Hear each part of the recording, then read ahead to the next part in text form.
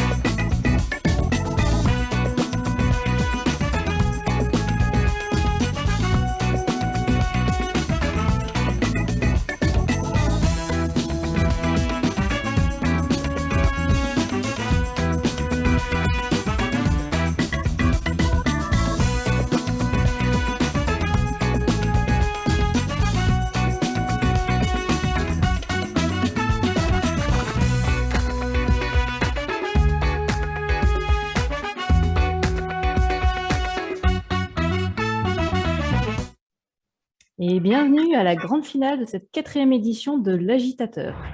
L'Agitateur, c'est l'appel à projet lancé chaque année par la Fondation Smera pour soutenir les initiatives qui veulent améliorer la santé et les conditions de la vie des étudiants.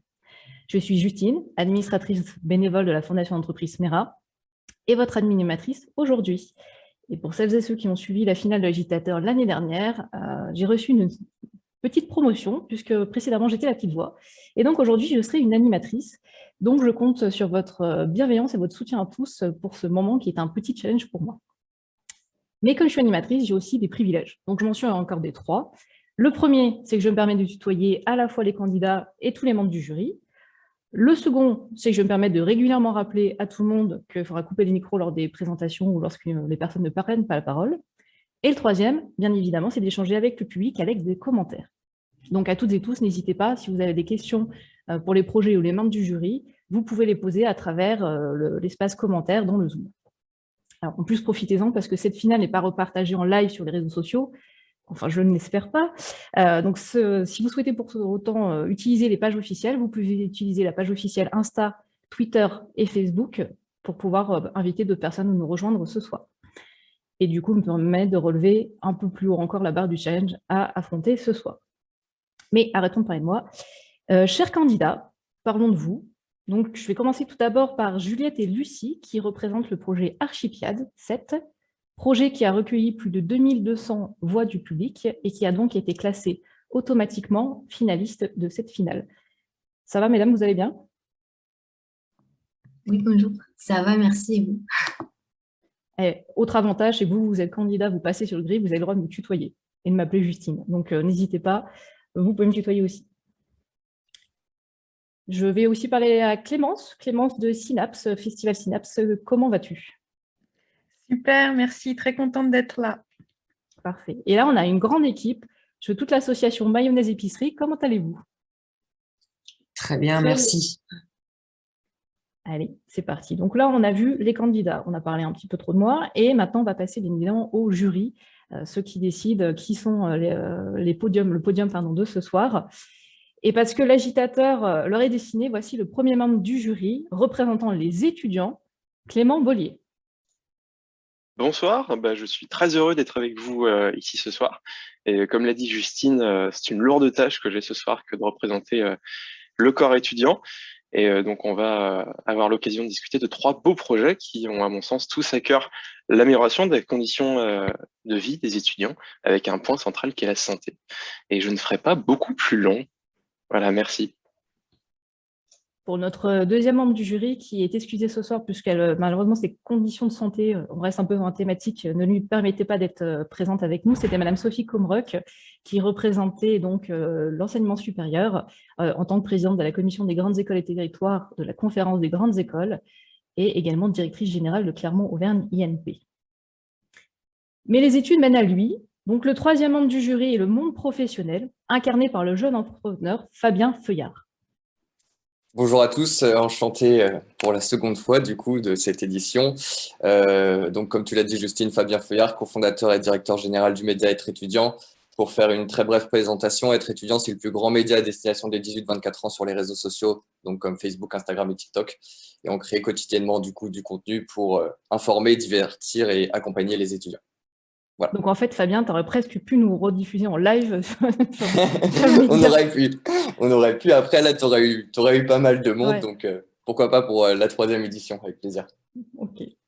Enfin, puisqu'il est le terreau des innovations et que la qualité de vie dépend aussi de lui, le 4e membre du jury représentant les territoires est Laurent Galazzo. Et bonsoir, moi aussi je suis content d'être parmi vous. Donc Laurent Galazzo, moi donc je suis responsable de l'animation du réseau Bleu Blanc Zèbre. Et Bleu Blanc Zèbre, en gros, on a un réseau national qui identifie des porteurs de solutions sur l'emploi, sur l'habitat, sur la santé, sur la transition écologique, les solidarités au sens large. Et du coup, on fonctionne comme un label. On vient labelliser du coup des acteurs pour valoriser, les faire rentrer dans cette communauté, et puis dans l'idée d'impulser des projets de coopération. Notre dernier Si membre je fais du court, jury. je m'arrête là. Oui, non, mais c'était parfait. C'était clair, direct, parfait. Et le dernier membre du jury, qui est un petit peu notre hôte aujourd'hui, qui est le président de la Fondation Smera, Samuel Colodin. Bonjour tout le monde. Comme toujours, c'est un grand plaisir pour la 4e édition maintenant d'être dans ce jury. Je pourrais faire un long discours d'accueil et tout ça, mais il paraît qu'il faut ambiancer un peu, alors très court. Merci à tout le monde d'être dans le coin, d'être venu aujourd'hui. Et puis voilà, ça va être super d'écouter les différents projets, comme à chaque année. Et puis voilà. Notre dernière personnalité, alors elle n'est pas membre du jury, mais on souhaitait quand même vous la présenter puisqu'il s'agit du coach qui va être chargé d'accompagner les projets pour les années toujours plus loin et toujours plus haut, Alexis Debord. Si je mets le micro, c'est mieux. Merci Justine. Donc je me présente en 2 mots. Je suis multi-entrepreneur. J'ai créé plusieurs entreprises autour de la transformation du monde du droit, avec une activité de conseil, une activité de formation et certaines startups du droit, dont SmartPreuve, qui a pour objectif de vous permettre de collecter des photos géolocalisées, horodatées et certifiées par huissier de justice. J'ai plein d'activités autour de ça et je suis également président d'une association qui s'appelle OpenO, enfin vice-président. Donc Alexis, tu vas pouvoir certifier les lauréats de cette année. Exactement, on va pouvoir certifier les lauréats et recevront une attestation de huissier. Voilà, parfait. Je ne sais pas si ça en servira beaucoup, mais on pourrait. Bon, passons maintenant, après la présentation donc, de notre jury et de notre coach, à la présentation des projets, c'est pourquoi vous êtes présents ce soir. Et on commence avec le premier projet qui va être Archipiade 7. Je vous l'ai dit, il a été sélectionné par les votes du public avec plus de 2200 voix. Et on va commencer, alors les présentations des projets, je vous le rappelle, vont être des courtes vidéos. Ensuite, la parole sera bien sûr au candidat. Et enfin, question-réponse du jury. Donc, qui dit vidéo dit petit privilège de vous rappeler encore une fois de couper les micros, dont le mien, le temps de la vidéo.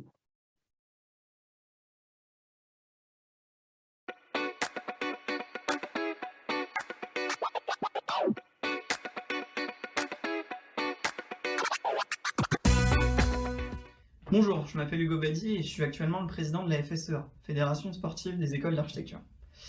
La FSEA rassemble les associations sportives étudiantes issues des différentes écoles d'architecture françaises et elle a pour objectif de promouvoir le sport et la santé dans les études, de constituer et de représenter un véritable réseau autour de ces thématiques et d'accompagner enfin les associations sportives dans leur développement. Dans cette optique, la FSEA organise désormais 2 événements sportifs annuels rassemblant les étudiants des écoles d'architecture, donc on a d'abord l'Archilys, puis les Archipiades. Il s'agit d'événements pendant lesquels les équipes féminines et masculines des différentes écoles se réunissent et s'affrontent dans un esprit de partage, sportif et festif au travers d'activités athlétiques variées. Dans la continuité des valeurs acquises au cours des éditions précédentes, les Archipiades 7 vont se tenir sur la plaine des sports Colette-Besson à Bordeaux les 21-22 avril prochains et va accueillir plus de 2000 étudiants. Lors de ce week-end de compétition, les étudiants vont s'affronter à travers 6 sports, le foot, le rugby, le volley, le basket, le hand et enfin à travers 2 épreuves d'athlétisme. Chaque école présentera une équipe féminine et masculine dans chaque discipline et aura pour objectif d'aller le plus loin possible dans chacun de ces sports. L'école ayant eu le meilleur résultat dans une majorité de ces sports sera sacrée meilleure école pour l'édition 2022. La compétition sera accompagnée d'activités ludiques, d'un dîner des sportifs et d'une soirée de clôture, permettant aux étudiants d'échanger entre eux. Il faut savoir que les Archipiades étant l'un des seuls événements nationaux, il n'y a pas meilleur moment pour découvrir ce que vont proposer les autres écoles françaises. Un poste de secours et de sécurité sera mis en place au sein du complexe afin de prévenir toute blessure et d'assurer la sécurité des étudiants. Et enfin, nous avons la chance d'être accompagnés par la Virade bordelaise lors de cette édition. C'est une association caritative qui lutte contre la mucoviscidose depuis maintenant 3 ans. Elle se chargera de la partie restauration et la grande majorité des bénéfices ira directement à la recherche. Par rapport à notre budget prévisionnel, nous pensons dépenser environ 74 245 €. Cela a été fait en fonction de nos premières dépenses et de nos estimations des dépenses à venir. Nous avons déjà ouvert une billetterie pour notre événement et nous avons une recette de 68 303 €. Donc afin que notre bilan reste neutre, nous avons eu le soutien de la Banque Populaire qui s'élève à hauteur de 1 675 €. Et donc nous pourrons compléter la différence avec le soutien de l'agitateur.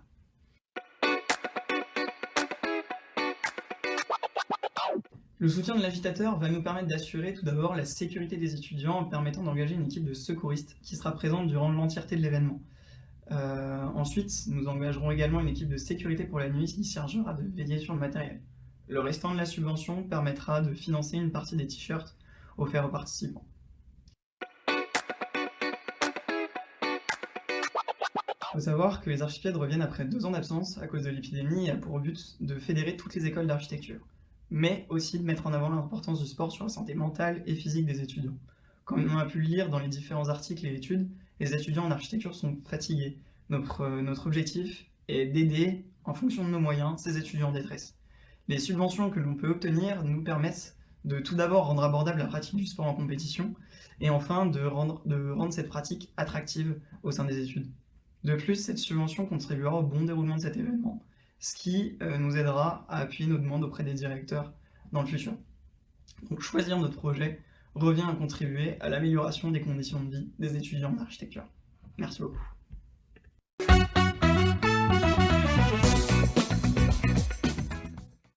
Merci à Hugo, mais malheureusement Hugo n'est pas là ce soir, donc on laisse la parole à Juliette et Lucie.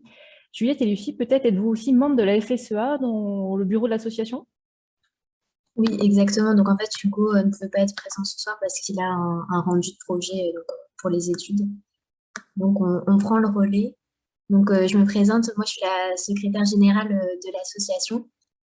Et donc je m'appelle Lucie Masson et je suis à l'école l'ENSAP de Bordeaux, l'école d'architecture et de paysage de Bordeaux.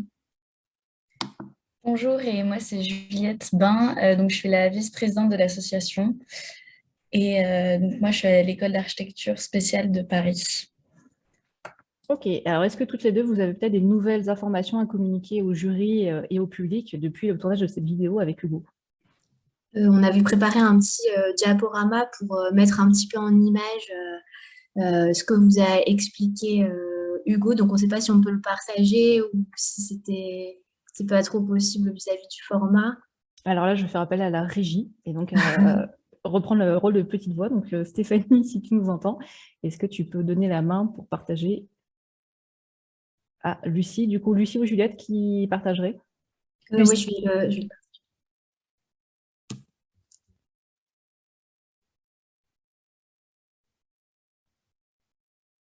L'équipe technique.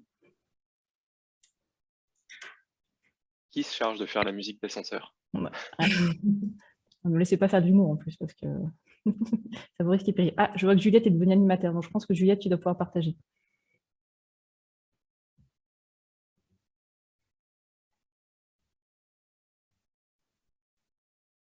Titou. Pas du tout musique d'ascenseur, excuse-moi. Et Juliette aussi, ton micro est coupé, alors je ne sais pas si tu es... En train de lire les conditions pour pouvoir partager, il faut que j'accepte. J'arrive. Waouh, tu fais partie des rares personnes qui disent les conditions générales. Félicitations, bravo. Non, je ne les lis pas, je n'ai pas le temps, mais il faut que j'accepte les réglages.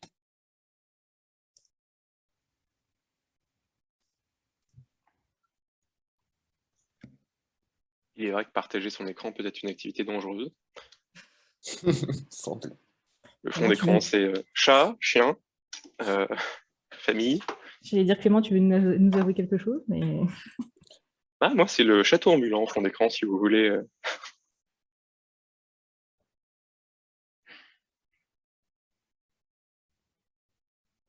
Suspense.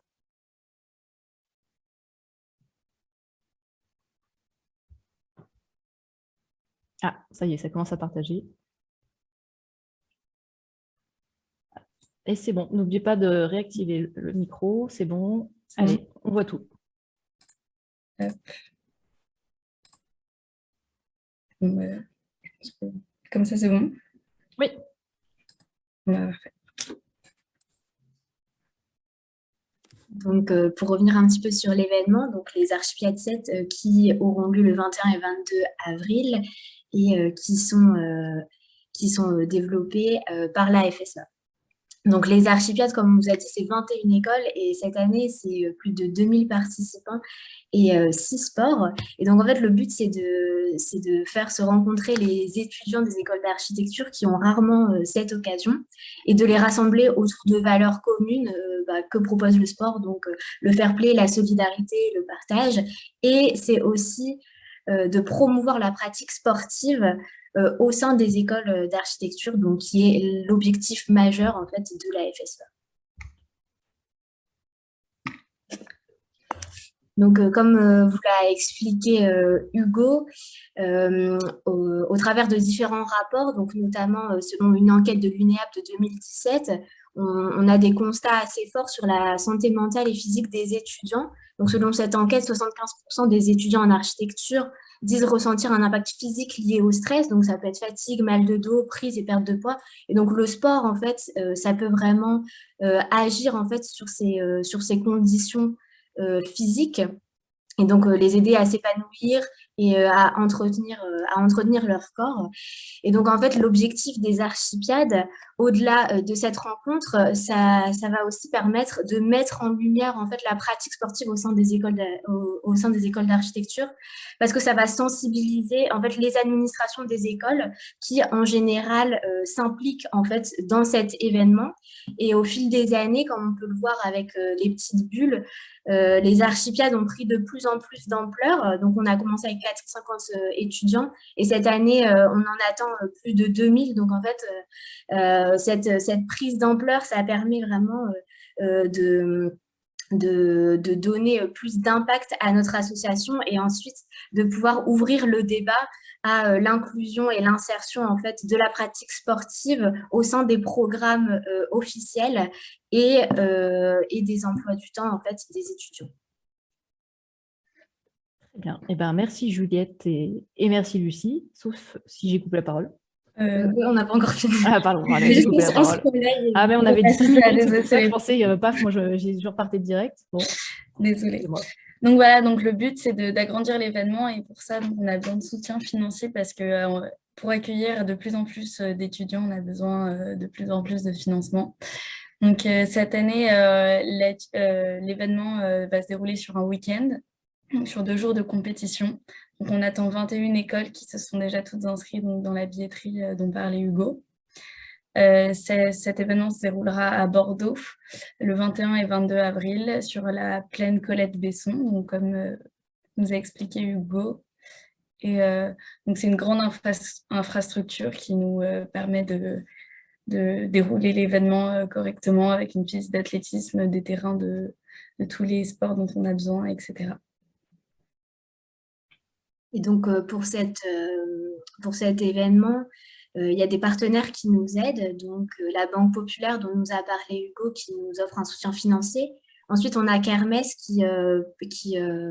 avec qui on travaille pour les goodies, donc pour offrir un certain nombre de goodies aux participants et créer vraiment une unité de l'événement. Ensuite, il y a la FFSU qui va nous aider à mettre en place les règlements et qui va nous suivre en fait sur l'organisation de l'événement et sur sa labellisation et qui va aussi nous fournir des arbitres officiels pour chacun des matchs. La FFSU étant, pour ceux qui nous suivent et les membres participants, la Fédération française du sport universitaire. Merci beaucoup, pardon. Et donc ensuite, en partenaire, on a également la MAF, donc la mutuelle, la mutuelle principale des architectes, qui va nous permettre d'assurer l'événement et d'assurer chacun des participants. Et ensuite, la Virade bordelaise, donc une association locale, vu que cette année ça se passe à Bordeaux, qui prendra en charge les repas. Et comme l'a dit Hugo, c'est une association en fait qui lutte qui s'engage dans la recherche contre la mucoviscidose. Et donc 70% des bénéfices des repas leur reviendront à la suite de cet événement. Et donc, enfin, un petit mot sur le budget. Donc là, vous pouvez voir un petit peu le détail. Pardon, Lucie, je te coupe. Il a bougé ou pas depuis la documentation qui a été transmise au jury? Ça veut dire qu'il y a eu des modifications? Parce que s'il n'y a pas eu de modification, le jury en dispose. Donc, c'est pour ça que je me permets d'intervenir pour couper un peu. Ok, bah non, le budget est le même. Ok. Le budget est le même, donc voilà. Et donc, pour finir, on souhaitait remercier l'intégralité en fait des étudiants d'architecture qui nous suivent à travers ce projet, parce que les Archipiades, en fait, c'est pas que la FSEA. Donc, c'est pas que le bureau qui est composé de 6 personnes, mais c'est aussi tous les ambassadeurs. En fait, on a un ambassadeur, enfin 1 à 3 ambassadeurs par école qui travaillent sur le projet tout au long de l'année et qui sont répartis par pôle, et ensuite qui sont en lien en fait directement avec les BDS dans les écoles. Et donc, on souhaite aussi remercier tous ces BDS sans qui ça ne pourrait pas être possible, et tous ces étudiants qui sont de plus en plus motivés et qui sont de plus en plus nombreux chaque année, et qui nous permettent en fait de perpétuer l'événement malgré les 2 éditions qui n'ont pas pu avoir lieu à cause du Covid. Et donc, voilà. Merci à vous pour votre écoute. Merci Lucie et Juliette. Et effectivement, je pense que toutes les associations et leurs membres étaient derrière vous et ont contribué à obtenir 2200 voix, parce que je pense que vous avez su mobiliser tout votre réseau et ils vous ont bien soutenu sur les voix. Donc, vous pouvez effectivement les remercier. Est-ce que les membres du jury ont des questions pour ce projet, donc Archipiade 7, à destination de Juliette et Julie? Et Lucie, pardon. Moi, j'ai vu Lucie, à chaque fois, je veux t'appeler Julie, je ne sais pas pourquoi. Donc, Lucie et Juliette, ça va être plus simple dans ce sens-là. Alors, juste, je me permets d'intervenir en tant que régie. Juliette, est-ce que tu peux me renommer la Fondation Smera en animateur, s'il te plaît? Oui. Merci.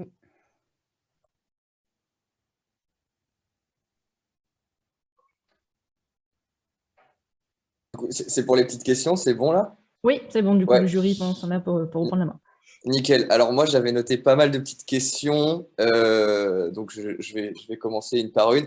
Globalement, de toute façon, je trouve que le projet est extrêmement bien. Moi, j'ai quand même quitté les études il n'y a pas très longtemps, donc ce genre de compétition entre les campus, ça me parle quand même énormément. Je tenais à dire que le dossier, la présentation globale du dossier était quand même assez clean. Je la trouvais visuellement, voilà, c'était propre, c'était bien écrit. Maintenant, il y avait juste quelques petites erreurs, et donc voilà, forcément, je voulais juste un petit peu passer dessus. Alors, c'est plus pour vous aussi derrière, si vous renvoyez même ce dossier, voilà, pour d'autres besoins. Le premier que j'avais, alors sauf erreur de ma part justement, c'est qu'il y avait, parce qu'en fait, je ne sais pas si vous étiez au courant, mais nous, donc, on a reçu un dossier donc, écrit, et puis on a reçu derrière un bilan, donc le bilan normalement avec les chiffres. Et justement, il y avait une petite différence entre le bilan. Alors, je ne sais pas si vous avez les documents aussi à côté, parce que potentiellement, ça peut être compliqué de vous parler de trucs si vous n'avez pas les chiffres et les documents sous les yeux. Alors, lecture pour les candidats, c'était les documents que vous avez transmis pour votre budget, en fait, et en document pour faire la présentation synthétique de vos dossiers au moment de la mise à dépôt sur la plateforme de l'appel à projet. Oui, normalement, on a accès, on vous laisse poser les questions, et bon, si on ne trouve pas les réponses, on vous dit. Pas de souci, ça marche. Alors, il y a plein de petits trucs, hein. L'idée, c'est pas forcément, comme je disais, de vous attaquer, c'est simplement de vous poser des questions et aussi de comprendre pourquoi certaines choses ont été faites comme ça. Premier petit truc, alors je l'avais noté, c'est qu'il y a une toute petite erreur dans le dossier sur le bilan 2021 où les crédits et les débits sont inversés. Donc, en fait, les crédits... les débits sont mis en vert avec du positif et les crédits sont mis en rouge avec du négatif. Donc ça, il faudra juste faire attention à le modifier si vous le retransmettez à d'autres personnes derrière. Donc ça, c'était un premier petit point. Sinon, en fait, c'était quand même très concentré sur les bilans. où en fait, il y avait des petits changements. Par exemple, moi, j'avais une différence entre les documents, entre le bilan 2021-2022 sur le dossier et le bilan unique qui avait été transmis sur la même année, où il y avait les cotisations, par exemple, qui apparaissaient d'un coup pour 3 000 euros, avec la subvention de la Banque Populaire qui passait de 1 500 à 1 000 euros et la subvention de la MAF qui disparaissait. Donc, je trouvais ça pas très clair. Donc voilà, je voulais concrètement, c'est quoi la dernière version finalement du bilan 2022? Et voilà, je rappelle, Fabien représente le monde professionnel, il est donc très pro et ça doit être calé. C'est fait exprès, hein, il incarne bien son j'attaque rôle, exprès tout à les fait. petits détails, hein, c'est fait exprès. Oui, bah, donc en fait, je pense que c'est parce que les bilans prévisionnels n'étaient pas forcément les mêmes que les bilans actuels, parce que bah, ça évolue sans cesse et les partenariats n'étaient pas forcément fixés. En fait, il y a par exemple des aides qu'on attendait et qui n'ont pas forcément été exactement pareilles. Donc, je pense que cette différence est due à ça. Ok. Et donc, là, pour le moment, par la Banque Populaire, on a eu 1 500 euros et par la MAF, là, en fait, ça a été signé vraiment très récemment, donc après l'envoi du dossier. Et ils nous ont soutenus, on va dire indirectement via un financement parce qu'ils ne nous ont pas donné ces 1 500 euros, mais ils nous ont payé en fait une partie équivalente donc à ces 1 500 euros pour ce qui est de l'assurance.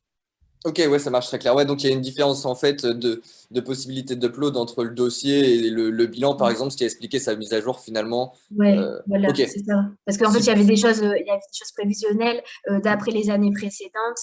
Et ensuite, bah, il y a la réalité des choses qui évoluent sans cesse. Et du coup, on est un peu tributaire des différents partenaires et de leurs réponses, quoi. Ok, super. Très clair. J'avais encore une ou deux petites questions. Il y a quelque chose que j'ai pas forcément compris, moi, par contre, dans le dossier, c'est donc on est concentré voilà, sur les archipiades, etc. Et à un moment, dans le dossier, comme ça, je trouve, on passe un petit peu sur Archiglisse. Et alors, certes, c'est pour montrer qu'il y a plusieurs événements et que vous gérez plusieurs choses, que vous faites plusieurs choses. Mais du coup, j'avoue que moi, je me suis retrouvé un petit peu perdu. Ça arrive un petit peu comme ça. Et en fait, on a un petit peu des deux. On a des bilans aussi, je crois, des deux événements. Donc, j'avoue que je n'ai pas forcément compris la place de ce point dans le dossier. Oui, alors du coup, notre but, c'est de promouvoir le sport dans les écoles d'architecture en général. Donc, on a plusieurs événements, enfin surtout deux, donc Archiglisse et Archipiade. Et en fait, on a certains partenaires qui nous aident au sein en termes de FSEA, donc au sein de l'association, où nous, on répartit du coup nos aides sur les deux événements. Et il y a des aides qu'on concentre, par exemple, l'agitateur concentre seulement du coup sur les archipiades, seulement sur un événement. Ok. Voilà. Ok, donc, ça marche. Du coup, la partie Archiglisse apparaît de temps en temps dans nos bilans parce que des fois, les partenariats qu'on a sont divisés sur les deux événements. Ok, ça marche. Ok, non, bah, après, c'était à peu près tout pour les questions, mais comme je disais, ouais, globalement, le dossier est très agréable à lire. Il y a des beaux partenaires, notamment Kermesse, que je connais aussi personnellement, et Funbreak, qui sont des très belles sociétés. Donc, félicitations pour ces points-là. Par exemple, Funbreak, justement, c'est un de nos partenaires pour Archiglisse. Ouais. Ok. Alors, le monde professionnel a posé ces questions. Est-ce qu'il y a d'autres questions, je pense, par rapport aux étudiants, au territoire ou la fondation? Alors, je vais me lancer. Déjà, félicitations parce que vous avez l'air d'avoir un beau réseau au niveau local, ce qui n'est pas simple à avoir. Et vu le nombre de participants que vous avez, c'est honorable. Et moi, j'ai une petite question sur le quotidien, justement. Du coup, vous faites la promotion du sport dans la vie parce que c'est un bon moyen tout simplement de se défouler, de rester bien dans sa tête et bien dans son corps aussi. Justement, est-ce que vous avez des actions qui sont mises en place pour prolonger ces archipiades au niveau local et pérenniser la pratique sportive au quotidien? Oui, alors déjà, on peut relancer les bureaux des sports de chaque école quand on voit qu'ils ne sont pas forcément actifs, etc. On peut aussi les aider à trouver des terrains ou à créer des équipes, justement, grâce à nos bénévoles au sein de l'association qui aident ces associations qui sont de l'école et nous à l'échelle nationale. Lucie, je ne sais pas si tu veux ajouter. Oui, bah, c'est ça, en fait, les actions à l'échelle locale, ça passe vraiment par les BDS.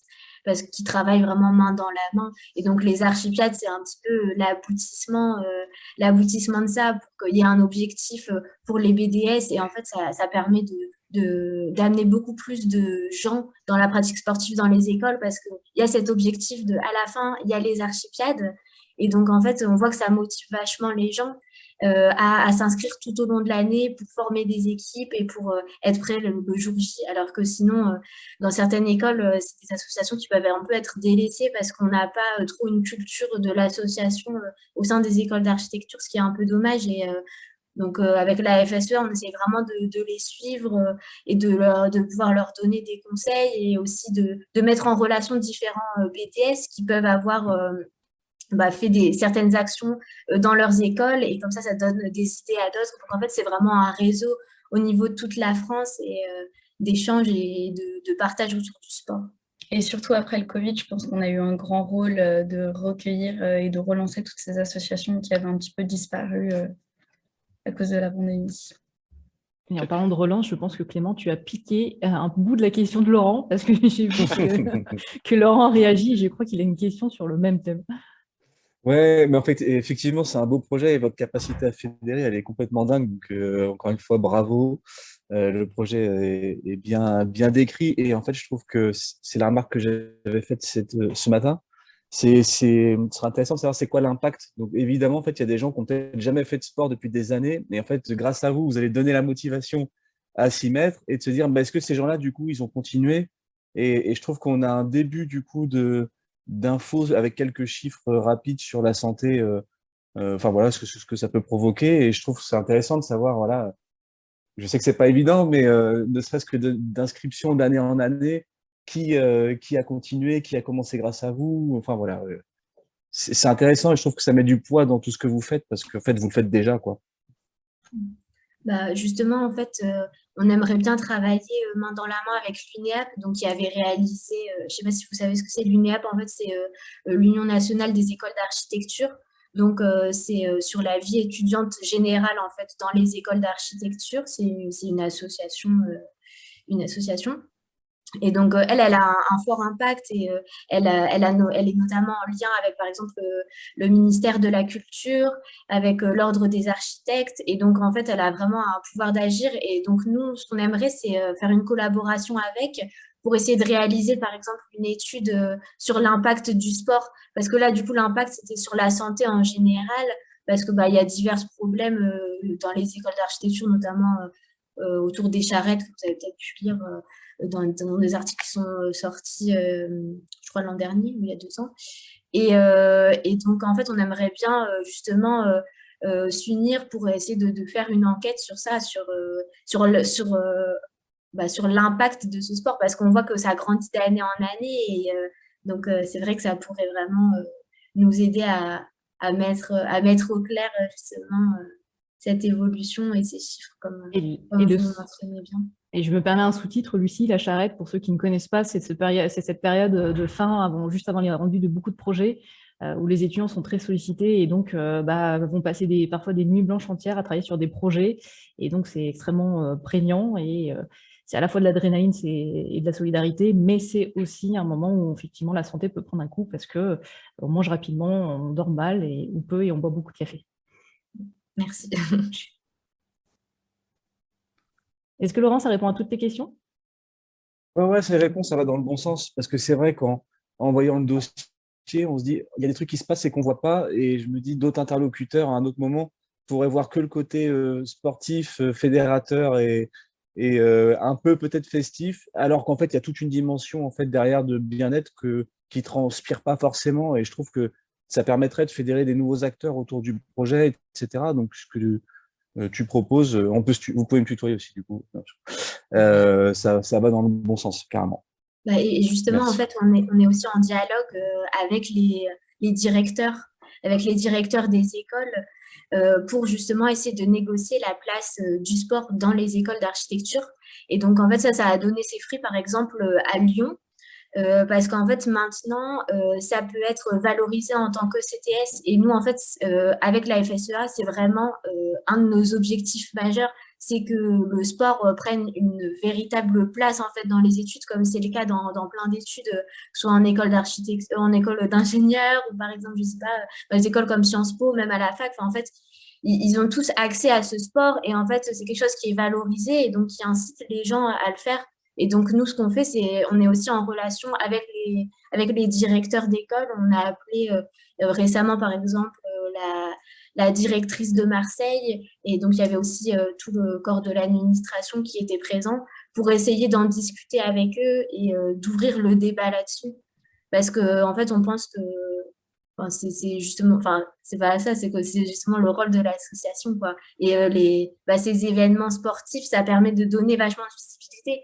Parce que, comme on disait en expliquant avec le diaporama, en fait, en général, les écoles vont donner une partie de subvention pour chaque BDS, pour par exemple qu'ils puissent financer le transport jusqu'au lieu où a lieu l'événement, hein, par exemple là à Bordeaux. Et donc en fait, ils se sentent plus impliqués vis-à-vis de cet événement et donc ça donne un peu de la voix à la pratique du sport et ça donne plus d'ampleur aussi au BDS. Et donc plus d'ampleur, ça veut dire plus d'impact parce que en fait les BTS dans les écoles d'architecture c'est les seules structures donc associatives qui permettent aux gens de faire du sport parce que sinon ils n'ont pas ils ont pas accès à tout à l'intégralité des sports qui sont proposés par exemple par les universités et sinon en fait ils doivent payer le prix fort auprès d'associations sportives, on va dire des villes, mais les prix ne sont pas du tout les mêmes que dans des associations sportives étudiantes ou à la fac où on a des inscriptions très peu chères et c'est ce que propose le BTS. Enfin, je m'écarte peut-être un petit peu, mais... J'allais dire justement, Samuel, est-ce qu'il te reste une question? Parce que sinon, la régie va hurler sur le timing. Donc, Samuel, une seule question, s'il te plaît, Non, pour mais reprendre l'Archicad. comme les autres ont dit, hein, c'est un très beau projet et pour avoir suivi la création du réseau des écoles d'archi il y a maintenant plus d'une dizaine d'années, ça remonte à un petit moment déjà, et d'avoir souvent été formé à ces écoles, ça fait plaisir de voir à quel point vous êtes développé et être capable maintenant d'organiser des événements vraiment de grande ampleur. Moi, ma question, elle est mais toujours un peu dans cette thématique, hein, en prenant un peu la casquette SMERA, sur justement l'aspect prévention et l'aspect information, on va dire, des participants, que ce soit le bien-être du sport, mais aussi sur peut-être les questions liées à l'alimentation ou à l'utilisation tout ce qui est alcool et substances addictives lors des soirées que vous avez, parce que je pense que c'est aussi un bon moyen de faire la fête pendant cet événement. Est-ce que vous mettez un petit peu en place certaines choses en parallèle de l'événement ou c'est pas un sujet que vous avez encore beaucoup traité? Je sais pas si ok, d'accord. Du coup, sur cette prévention, ce serait plus avec des enquêtes, etc. et sur le site internet. Après, ce qui est alimentation, c'est vrai que c'est pas un point qu'on a abordé pour le moment et tout ce qui est prévention, alcool, drogue, etc. C'est vrai que c'est pas trop notre axe d'action. Nous, on est plus vraiment sur la pratique sportive pure. Mais c'est vrai que ça pourrait être vraiment intéressant de développer aussi cet axe-là. Après, on y fait quand même attention. Par exemple, lors de l'événement, le premier soir, on a quand même un repas des sportifs. Donc, c'est vraiment quelque chose de convivial et c'est pas pour but juste de faire la fête. C'est vraiment pour faire rencontrer les étudiants et c'est un repas qui se termine tôt. Le but, c'est qu'ils se couchent tôt pour être en forme le lendemain pour le sport. C'est pas non plus juste un moyen de faire la fête tous les soirs. Il y a quand même une vraie compétition. Les étudiants ont travaillé justement toute l'année pour la gagner, donc ils prennent quand même soin de leur santé. C'est pas plus défavorable que favorable. Enfin, c'est plus favorable que défavorable pour leur santé. Et pour citer Clément tout à l'heure, on parle de corps sain dans un esprit sain, enfin d'esprit sain pardon dans un corps sain. Et on pourra bien évidemment aussi vous mettre en relation avec le service prévention de la SMERA qui accompagne certaines associations dans l'organisation d'événements et manifestations, notamment sportives. Donc, si vous le souhaitez, on pourra aussi vous mettre en relation pour par la suite. Merci beaucoup.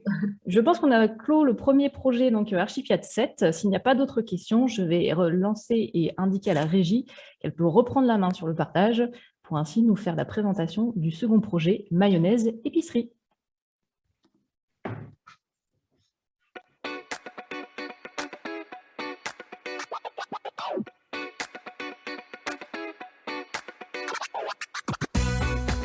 Bonjour, nous sommes la Mayonnaise Épicerie, une association étudiante composée d'étudiants issus de la formation BUT Information et Communication de La Roche-sur-Yon. Nous organisons des distributions alimentaires sur le campus lyonnais. La Mayonnaise Épicerie est une association étudiante née en avril 2021 dont l'objectif est de réaliser des distributions alimentaires gratuites pour tous les étudiants en situation de précarité toutes les 2 semaines. C'est une association et un lieu ouvert à tous, dont les objectifs sont multiples. Lutter contre le gaspillage alimentaire et la précarité étudiante, qu'elle soit alimentaire ou touchant d'autres aspects de la vie quotidienne comme l'hygiène, animer un lieu d'échange et de solidarité et sensibiliser à l'éco-gestion alimentaire. Et enfin, permettre la participation des étudiants à la vie sociale du campus en devenant bénévoles de l'épicerie. Nous venons en soutien des étudiants afin de leur apporter un confort alimentaire. Nous avons également étendu notre champ d'action aux produits d'hygiène, car en effet, la précarité financière amène non seulement la précarité alimentaire, mais touche aussi d'autres aspects de la vie quotidienne.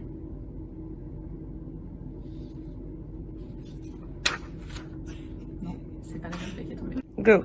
À l'issue de ces distributions alimentaires, les étudiants repartent avec un panier d'une valeur de 50 à 70 €. L'épicerie solidaire propose des produits variés, comme des fruits et légumes de saison, de la viande ou encore des produits d'hygiène. La quantité des produits alimentaires distribués permet généralement aux étudiants de tenir jusqu'à la prochaine distribution. Ainsi, ils font des économies d'argent qu'ils peuvent ensuite réinjecter dans d'autres aspects de la vie, tels que pour acheter de l'essence, du carburant, ou encore dans leur santé. Nous organisons actuellement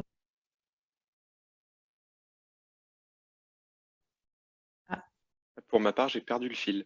distribution dans un local universitaire initialement dédié aux activités sportives. Cependant, il nous permet d'accueillir 250 bénéficiaires maximum et de plus, il va bientôt être détruit. Notre objectif à court terme est donc de trouver un nouveau local et de passer en mode épicerie en libre service pour les 1900 étudiants du campus et ainsi que pour les 7500 étudiants de La Roche-sur-Yon. Le budget affecté par l'agitateur pourrait nous permettre de financer en partie ce nouveau local et également de nous soulager de certaines contraintes financières.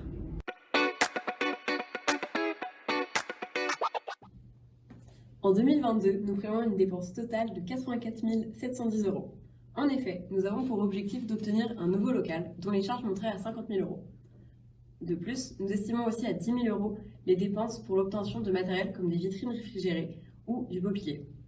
Celle-ci permettrait d'entreposer plus de denrées, de les conserver plus longtemps et ainsi d'accueillir davantage d'étudiants. En clair, d'améliorer les conditions d'accueil de nos bénéficiaires. Le reste de nos frais se répartit entre des déplacements et nos achats de fournitures. Afin de couvrir nos charges, nous recevons des subventions de la part notamment de Nantes Université et du Crédit Agricole.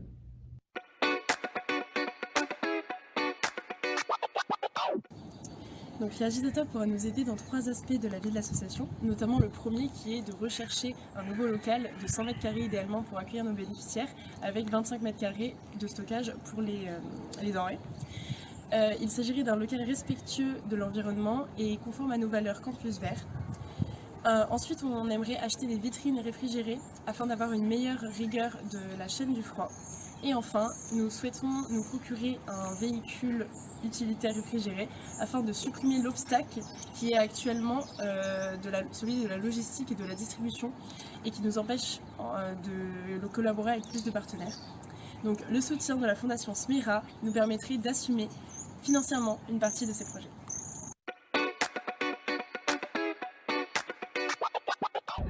Nos objectifs sont en parfaite adéquation avec ceux de l'agitateur, c'est-à-dire améliorer les conditions de vie des étudiants à travers une alimentation variée et un lien social au-delà de la précarité qu'ils peuvent rencontrer.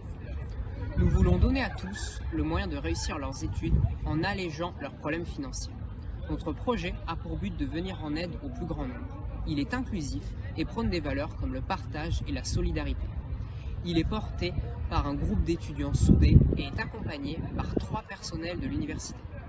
Membres du jury, vous pouvez aider à propulser une jeune association débordante d'énergie et d'envie, engagée pour une vie étudiante épanouie pour toutes et tous.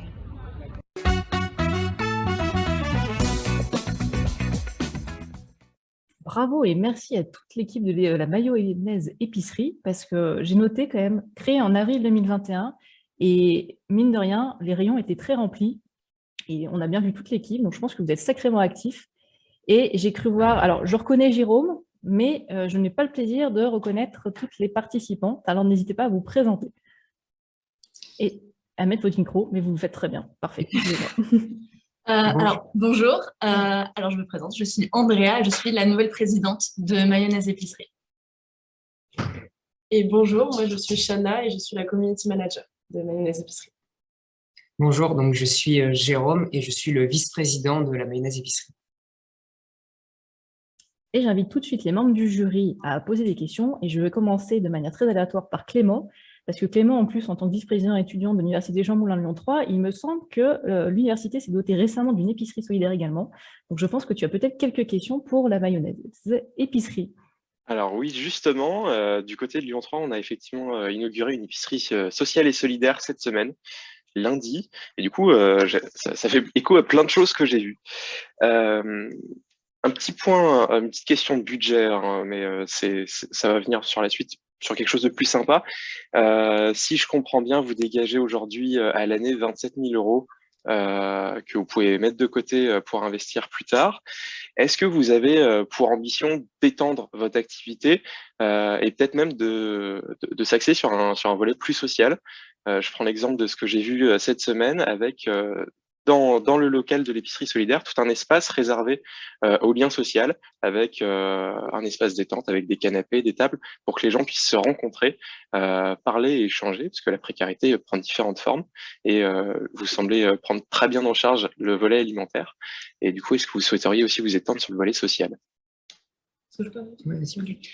Bonjour, oui, tout à fait. C'est un projet que nous avons en cours. Nous aimerions... alors, nous sommes dans une formation information-communication où la culture a vraiment une place très importante, que ce soit dans nos valeurs ou de notre formation. Et donc, on aimerait créer un espace, comme vous le dites, détente, culturel, avec peut-être une boîte à livres, un petit espace café, des canapés, exactement en fait comme vous l'aviez décrit.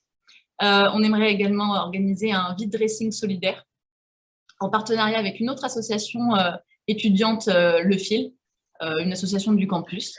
Donc, ce serait un vide dressing et un vide grenier culturel solidaire. Très bien, ben merci.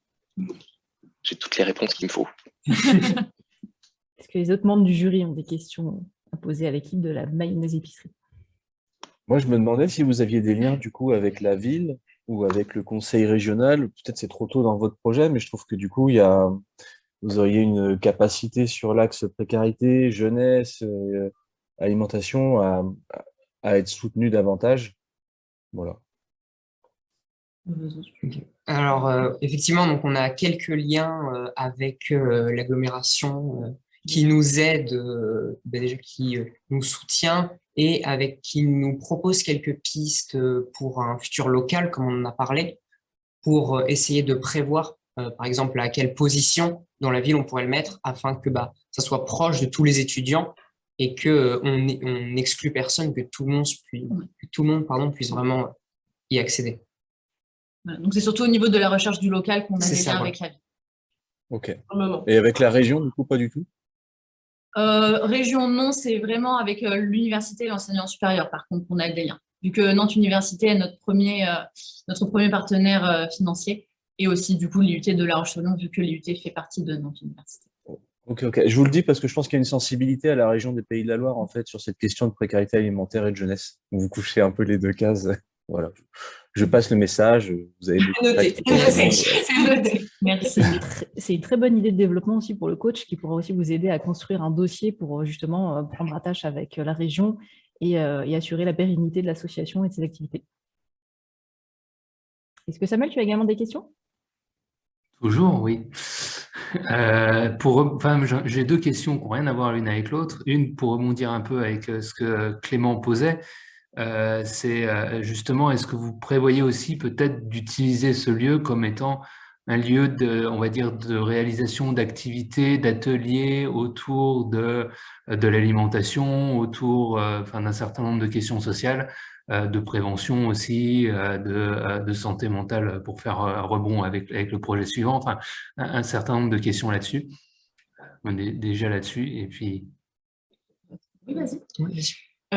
Donc déjà, on a prévu en fait de partager des recettes aux étudiants pour qu'ils puissent avoir les outils nécessaires pour pouvoir faire des plats. Et du coup, on s'était dit pourquoi pas aussi faire des activités cuisine, donc simples. Manger mieux, en fait, pour créer un lien en plus que juste donner des recettes. Et pourquoi pas en partenariat, du coup, toujours avec une autre association du campus qui organise aussi des ateliers couture, qui va organiser des ateliers couture.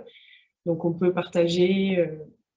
Et également aussi, on a eu quelques liens avec une association liée au Crédit Agricole qui nous proposerait des ateliers de gestion de budget.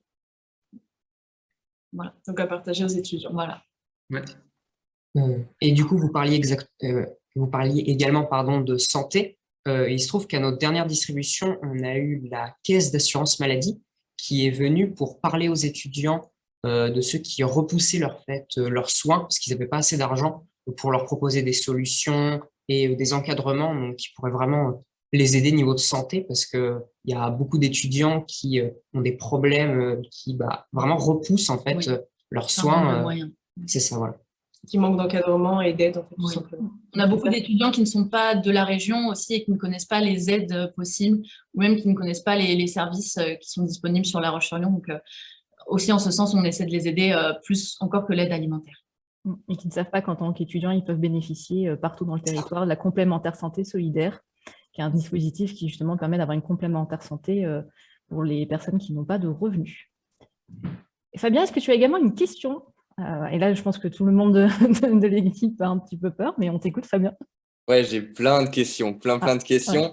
Ouais. Non, déjà, je voulais vous féliciter parce que moi, quand j'étais étudiant, j'ai fait une association qui s'appelait la Banque Alimentaire TC. Donc, c'était vraiment le même concept. On distribue des sacs étudiants, donc c'est une super problématique. Donc, ouais, j'ai plein de petites questions. La première, c'est justement, je voyais dans le bilan, il y a quelque chose, donc vous appelez ça le personnel bénévole. Il y a 18 000 € de recettes et c'est également mis en charge, si je ne dis pas de bêtises. Et je voulais du coup comprendre à quoi ça correspondait exactement. Je n'ai pas forcément compris. Alors, il faut savoir que, du coup, c'est pas non, c'est pas. Alors, nous, on est la toute nouvelle équipe. Okay. On a été élus il y a 2 semaines et le budget il a été fait par l'ancien bureau. Donc, il faut encore qu'ils nous parlent du budget. Alors, je n'ai pas de réponse. Voilà. Alors, une main levée, je pense que Clément va venir à votre rescousse. Avec Clément aussi, Clément Samuel. Très commun, et on le voit beaucoup dans les associations, c'est la valorisation du temps bénévole de l'association que l'on met des 2 côtés du bilan et qui permet dans les demandes de subvention de montrer aussi toute la partie, on va dire, non financière, que ce soit en temps bénévole et puis derrière aussi en mise à disposition gratuite de locaux, par exemple, ou de matériel. Ok, nickel, merci. Merci pour cette précision. J'en ai plein des questions. Je me demandais aussi comment vous choisissez aujourd'hui les aliments. C'est-à-dire, est-ce que vous avez fait des enquêtes auprès des étudiants pour savoir, voilà, parce qu'on peut composer en fait ça peut être plein de choses. Donc, comment vous avez choisi ce que vous mettez à disposition? Vas-y.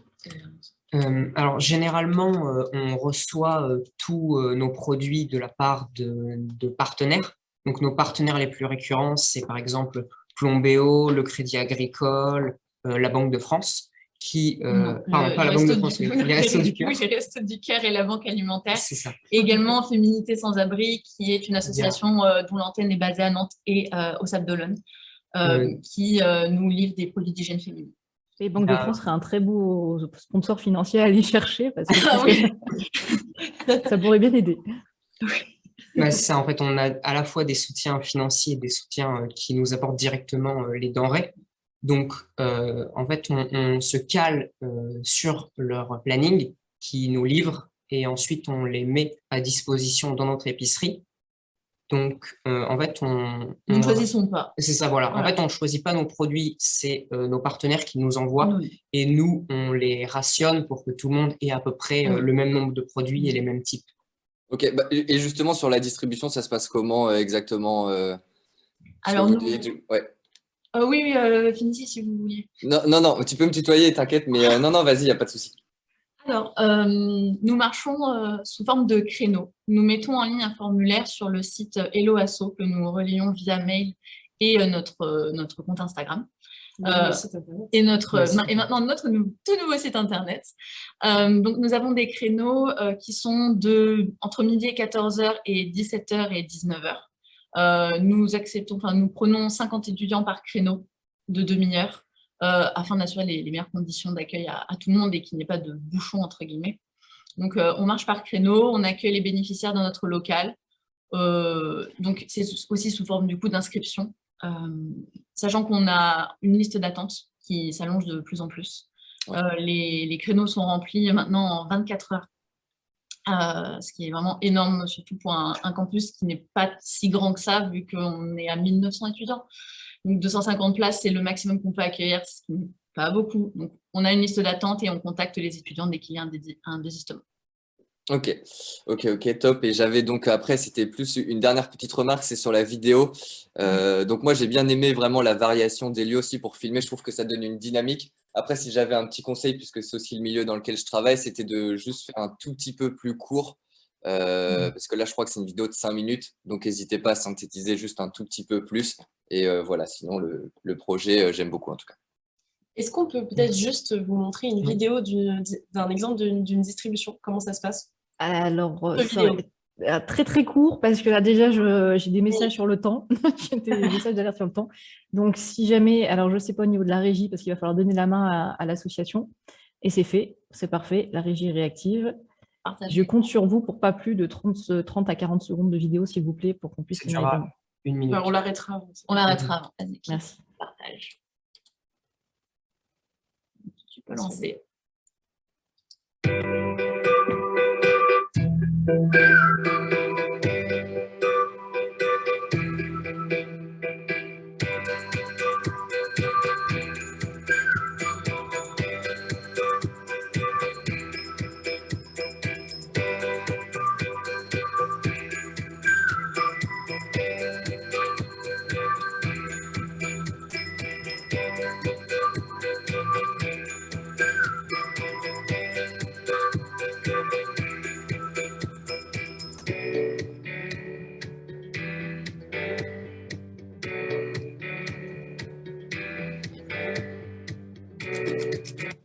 Mais on va s'arrêter là pour pas prendre trop de temps sur les autres projets. Merci beaucoup d'avoir tenu le timing et de redonner la main après du coup à la fondation. Et donc je pense que votre vidéo clôt toutes les questions pour le projet mayonnaise épicerie. Moi j'aime beaucoup le jeu de mots, je tiens à dire, personne n'a signalé, mais moi j'adore le jeu de mots. Je trouve qu'on en avait eu un... Alors je crois que c'était la première édition de l'agitateur, on a un lauréat, c'était le nom de l'association, c'était le Triceratop. Pour le tri sera top et c'était une recyclerie et c'est pareil, je trouvais ça génial. Voilà, j'assume mon humour. Je trouve ça génial. Voilà. Pour cette deuxième projet, merci à toute l'équipe. On va passer maintenant aux présentations du troisième projet, le festival Synapse. Par contre, pardon, il faut remettre. Pardon, est-ce que l'épicerie peut donner la main à la fondation, s'il vous plaît? Sinon, techniquement, on ne pourra pas faire la suite. Il faudra que je meuble. Ça sera gênant pour tout le monde, surtout pour moi. Comment est-ce qu'on vous redonne la main? Dans les participants, sur la fondation, il faut aller sur le plus et me nommer animateur. Nous avons même les quiz live, d'une session Zoom. Ouais, normalement, c'est bon.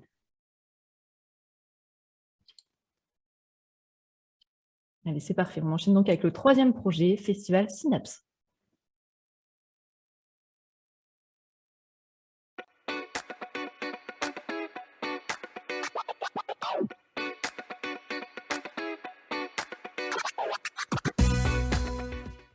Je suis Clémence, fondatrice et présidente de l'association Innovation citoyenne en santé mentale qui organise les 15 et 16 octobre prochains le premier festival dédié à la santé mentale des 15-30 ans. Notre association est composée de 52 membres, toutes et tous bénévoles, des citoyens et des citoyennes de tous âges et des professionnels de santé.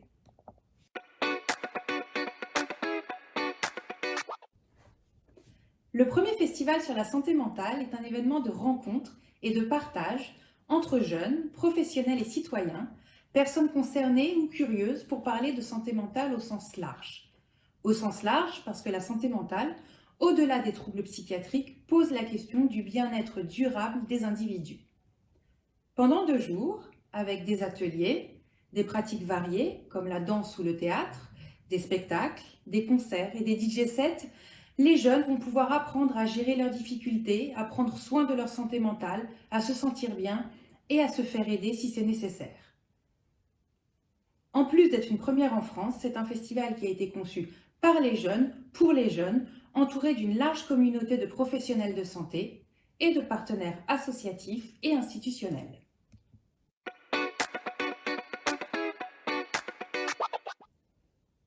Pour que cette première édition soit à la hauteur des attentes, envies et de l'implication des jeunes qui ont travaillé à sa conception, nous avons besoin de 50 000 € minimum qui couvriront les frais de la programmation artistique pour les concerts, DJ sets et spectacles de stand-up, le matériel pour concevoir une scénographie immersive afin d'entrer dans son univers fort, par exemple avec la création d'une salle de détente entièrement végétalisée, et le matériel pour les ateliers créatifs et pédagogiques, par exemple avec la réalisation d'une fresque peinte géante.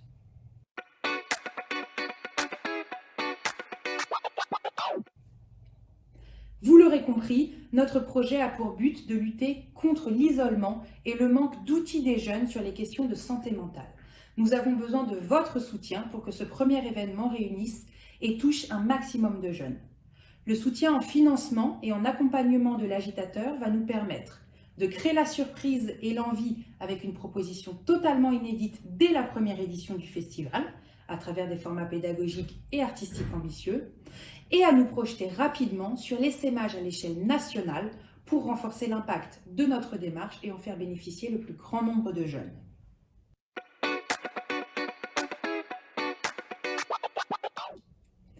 Chers membres du jury, choisissez notre festival parce que la santé mentale pour les jeunes est à la base de tout. Leur insertion professionnelle et sociale, le développement d'une vie affective saine et satisfaisante et l'engagement citoyen. Montrez aux jeunes que vous les soutenez et que leur santé mentale compte.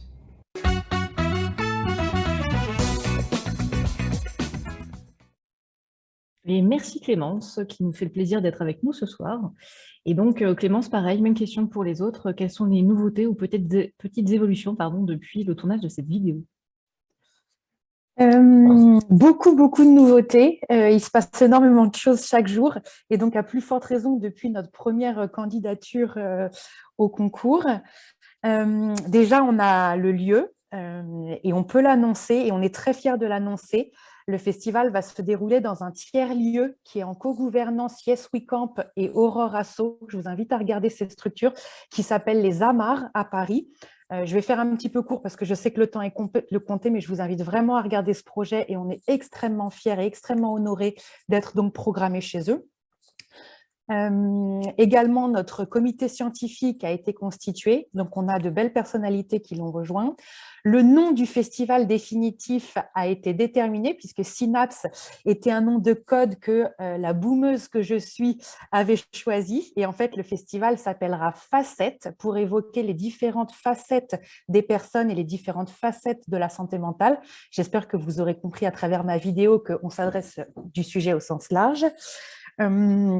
On a finalisé notre budget, mais je pense que les questions vont arriver sur le sujet, donc je fais un peu durer le suspense. Et très prochainement, on aura notre identité visuelle avec notamment notre affiche.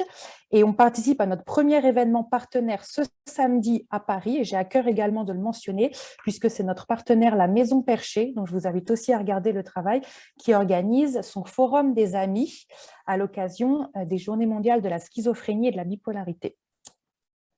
Ok, bah écoute, merci Clémence. Alors par contre, je vais revenir sur la phrase par rapport aux boomers, parce que moi aussi j'adorais ce mot synapse. Alors j'aimerais dire que voilà, je ne me sens pas boomer, mais je trouvais Les le mot très sympa. trentenaires, Voilà, on va dire adorent Synapse, mais le voilà. festival, vous l'aurez Ne nous est pas compris, destiné. Très on bien. a décidé que, de manière totalement arbitraire, qu'à partir de 30 ans, nous n'étions plus jeunes. Et c'est donc, vrai. c'était important que ce soit vraiment des jeunes qui soient au cœur. Et ils ont produit et choisi Facette. Très bien. Bon, bah, tant mieux si effectivement les jeunes en ont décidé, c'est mieux comme ça. Est-ce que les membres du jury ont des questions? Alors, est-ce que je commence par le plus jeune Clément ou est-ce qu'on commence par le plus non jeune, moins jeune, on va dire? Qui veut se lancer? Bon, allez, je vais me lancer parce que, en plus de ça, je viens de prendre un sacré coup de vieux parce que j'aimais bien Synapse aussi, mais j'ai quand même pas la trentaine. Pas encore, Clément? Pas encore? Ouais, laisse-moi le temps de voir venir. Du coup, une petite question. Vous avez, petite question rapide, hein, vous avez une belle équipe de 52 personnes. Premièrement, comment ça se passe? Est-ce que vous avez du monde qui vous rejoint en cours de route? Comment est-ce que vous articulez tout ce monde-là autour de l'organisation de cet événement? Et une deuxième question qui viendra dans la suite, parce que quelque chose qui m'a intrigué quand j'ai vu la présentation du projet sur les temps, la façon dont sont répartis les temps dans la journée, avec une première partie prévention avec des ateliers et une deuxième partie le soir avec des concerts. Quid du coup de la prise en compte des temps de vie, comme les repas, etc., qui sont aussi des temps importants. Voilà. Merci Clément. J'avais profité pour demander le partage d'écran pour pouvoir te montrer et vous montrer le line-up tel qu'il est construit aujourd'hui et donc pour aborder ta deuxième question. Merci beaucoup. Donc, je vais y arriver. Sur la première question, en effet, alors l'équipe continue à grandir puisqu'on peut au quotidien, chaque jour, rejoindre l'association et donc on n'est plus 52, on est aujourd'hui 54. Donc, c'est aussi quelque chose qui a changé. On peut rejoindre l'association de manière très simple et très organique. Chaque membre, chaque adhérent a une voix en assemblée générale, ce qui forcément nécessite pas mal de coordination, notamment pour avoir le quorum, mais on ne va pas entrer dans ces considérations maintenant qui ne sont pas très intéressantes pour notre auditoire. Ce qui est extrêmement important, et c'est aussi à l'image de la proposition du festival, c'est que cette association soit très libre d'y venir, d'y faire quelque chose au moment où c'est bien et opportun pour soi, et quand ça l'est moins, ou quand on a d'autres priorités ou d'autres choses qui arrivent, on puisse se retirer peut-être de la partie opérationnelle sans avoir la culpabilité et la charge mentale qu'une responsabilité repose sur nous. Pour moi, c'était extrêmement important qu'il y ait cette souplesse et qu'il y ait cette liberté, outre que le travail en équipe est le plus important. Et notamment parce que parmi nos membres, il y a des personnes concernées par des troubles psy, et c'était vraiment, vraiment important que cet engagement s'adaptent à leurs envies, leurs besoins et leurs possibilités et pas l'inverse.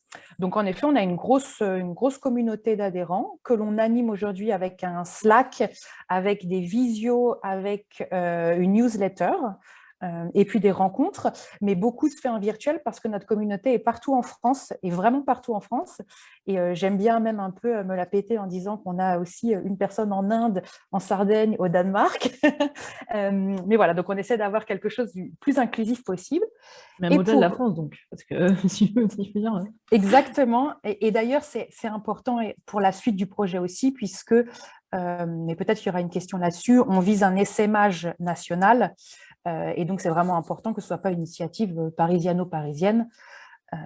C'est important. Voilà. Et je vais partager du coup le line-up qu'on est encore en train de travailler avec notre communauté. Donc, en effet, il y a une articulation quand même où on privilégie des temps d'atelier en journée. Ceci dit, les temps de convivialité existent tout au long de la journée et dans des espaces bien identifiés, notamment ce qui s'appelle le hall et le pont, dans lequel toute la journée, il y a des jeux, des stands et des propositions justement pour amener les participants à se rencontrer. Et à vrai dire, pas aller en frontal sur les questions que l'on traite. Donc, par exemple, on a une association que l'on aime beaucoup qui s'appelle Nightline, qui va proposer des jeux comme par exemple un Molki. Donc voilà, l'idée c'est de pouvoir accueillir les participants et de leur proposer des choses ludiques toute la journée. Et dans le Patio Café, il va y avoir donc il y a un espace dans lequel on peut se restaurer. Il va y avoir à plusieurs moments des 2 jours des propositions pareilles de convivialité. Alors, soit spontanées, par exemple, vous voyez que le samedi, il y a un moment qui s'appelle Asso étudiante, où en fait, c'est 3 associations étudiantes avec lesquelles on travaille qui vont échanger, qui vont présenter ce qu'elles font en matière de santé mentale sur leur campus pour pouvoir en inspirer d'autres. Et donc là, évidemment, j'invite les 2 autres lauréats à venir participer. Je pense qu'il y a beaucoup, beaucoup de synergies à créer. Et il y aura également des temps où on va saisir le prétexte, en tout cas l'objectif de la convivialité pour aussi amener d'autres thématiques. Par exemple, vous le voyez, on souhaite poser ouvertement et officiellement la question des consommations et notamment des consommations d'alcool sur le festival. On ne peut pas ne pas vendre d'alcool parce que le tiers-lieu, son modèle économique repose en partie, mais en grande partie le week-end sur la vente de sa buvette. En revanche, il y aura un temps où il y aura une animation apéro sans alcool et il y a une discussion autour des addictions. Et ça, dans un contexte, en effet, plus convivial, peut-être un petit peu moins déstabilisant, même si on essaye évidemment que ça ne le soit pas, qu'un atelier où on rentre tous, on ferme la porte et puis chacun prend la parole, quoi. Donc voilà pour ta deuxième question sur la partie plutôt convivialité, sachant que de toute façon, toutes les propositions sont des activités de groupe où il y a toujours une proposition très, très forte pour que, encore une fois, les participants n'aient pas l'impression qu'ils vont arriver dans une salle, se mettre en cercle et se passer un bâton de parole et devoir raconter leur vie. Et je vous dis tout ça de manière très sûre de moi, parce qu'en fait, ce sont les jeunes de notre communauté qui ont posé ces exigences. Donc, moi, je ne m'en fais que le porte-parole. Merci Clémence. Est-ce que d'autres membres du jury ont des questions? Ouais, je veux bien poser une question. Alors, c'est super comme projet et c'est bien de mettre en place que ce soit l'événement, mais surtout en fait la communauté qui est derrière et puis les activités qui viendront. Moi, j'ai un peu une question, si vous pouviez un peu détailler un peu plus le lien justement entre l'association, l'organisation bénévole et puis toutes les associations qui sont un peu spécialisées justement dans la santé mentale ainsi que les professionnels de santé qui ont aussi une connaissance parce que c'est pas un sujet non plus qui est facile à aborder. Donc voilà, comment est-ce que vous mettez en lien tous ces mondes-là, on va dire, et comment vous arrivez à vous inspirer de ce qu'ils font ou les inclure à l'intérieur et inclure un peu la recherche aussi sur ces aspects. Merci Sam pour ta question. C'est extrêmement important. Dans santé mentale, il y a santé et aujourd'hui, derrière santé, au sens de l'OMS, il y a médecine et bien-être. C'est extrêmement important pour nous de rappeler que c'est un festival de santé mentale. Alors, ce n'est pas un congrès de psychiatrie pour les jeunes, mais ce n'est pas non plus le salon des médecines alternatives. C'est vraiment très, très important. Et donc, c'est pour ça que dans notre association, dans notre communauté au sens large, on travaille, on est accompagné, on est presque même surveillé. En tout cas, on a un comité scientifique qui est constitué pour vérifier que tout ce que l'on propose alors, est complètement safe, clean et vérifié, mais aussi efficace parce qu'il y a plein de pratiques, et moi j'en suis un bon exemple, qui aident à l'échelle de l'expérience individuelle les personnes, mais pour la population générale, il n'a pas été démontré une réelle efficacité. Donc ça, ce ne sont pas des choses que l'on va proposer. Donc voilà pour la partie scientifique et institutionnelle. Donc pour ça, on a des médecins psychiatres, on a des psychologues, on a des neuropsychologues, on a des institutions comme l'Agence régionale de santé, et on a d'autres structures dont vous pouvez voir certains logos qui travaillent avec nous. Et ensuite, on a sollicité une grosse partie du réseau associatif existant aujourd'hui autour de la santé mentale, parce qu'en fait, sur le festival, ce sont eux qui vont proposer des contenus. Nous, on s'est constitué de manière assez spontanée en association en décembre, mais en fait, dans le fond, nous, on n'a pas de production. Moi, Clémence, je ne peux pas animer un atelier, c'est pas ma vocation, c'est pas mon positionnement. En revanche, tous ces acteurs dont vous voyez les logos et les noms, l'UNAFAM, la Maison Perchée, Imhotep, Positive Minders, Nightline, eux ont l'expertise. Ils ont l'expertise du sujet, de la méthodologie et également pour certains des publics. Je rappelle que Nightline et la Maison Perchée notamment adressent en particulier les jeunes. Et donc en fait, ce sont eux qui seront en animation des ateliers, d'où l'importance de les fédérer et de manière vraiment très très intense et très vivante, au même titre que les festivaliers. Et c'est d'autant plus important qu'à l'issue du festival, notre association continue évidemment à exister, déjà parce qu'on va créer l'édition suivante avec l'essaimage et parce qu'on a d'autres projets, par exemple celui de créer la fresque de la santé mentale sur le modèle de la fresque du climat. Mais ceci dit, pour en revenir à nos partenaires, c'est extrêmement important que les jeunes puissent identifier le qui fait quoi en matière de santé mentale et selon ce qu'ils auront exploré, identifié, peut-être compris ou en tout cas ce qui se sera passé pour eux sur le festival, sachent vers qui se tourner. C'est vraiment extrêmement important. L'objectif, c'est que le festival soit aussi une cartographie géante mais claire, aujourd'hui ça n'est pas le cas, du qui fait quoi en santé mentale. Et je fais un tout petit aparté parce qu'on est très fiers que l'association Qui tout double soit notre partenaire et Qui tout double, ils sont à Nantes. Donc forcément, j'ai envie de faire un clin d'œil aux collègues des Pays de la Loire pour qu'ils se rapprochent d'eux. C'est vraiment une très très chouette association. Merci Sam, merci Clémence. Est-ce qu'il y a des questions pour Fabien et Laurent? Moi, je me demandais par curiosité si je me permets de te tutoyer aussi. Avec plaisir. Si tu avais été accompagné dans ce projet. Voilà, en fait, j'ai quelques questions, mais celle-là, c'est un peu la première. Elle est simple. Pour l'instant, on n'a pas d'accompagnement. On est fiers d'avoir été retenu par le Prevent to Care Lab, qui est un incubateur de solutions de prévention en santé pour les startups et les associations. Donc, nous, c'est au titre de l'association. L'accompagnement n'a pas commencé. Donc, pour l'instant, non, on a tout fait nous-mêmes. Je peux quand même et je veux quand même mentionner 2 mécènes en compétences que l'on a eu sur des aspects extrêmement précis que sont le design thinking de l'expérience sur le festival. Et donc, ce sont les entreprises L'Hôpital qui fait du conseil en innovation en santé et Bronx qui est une agence de créa et de com.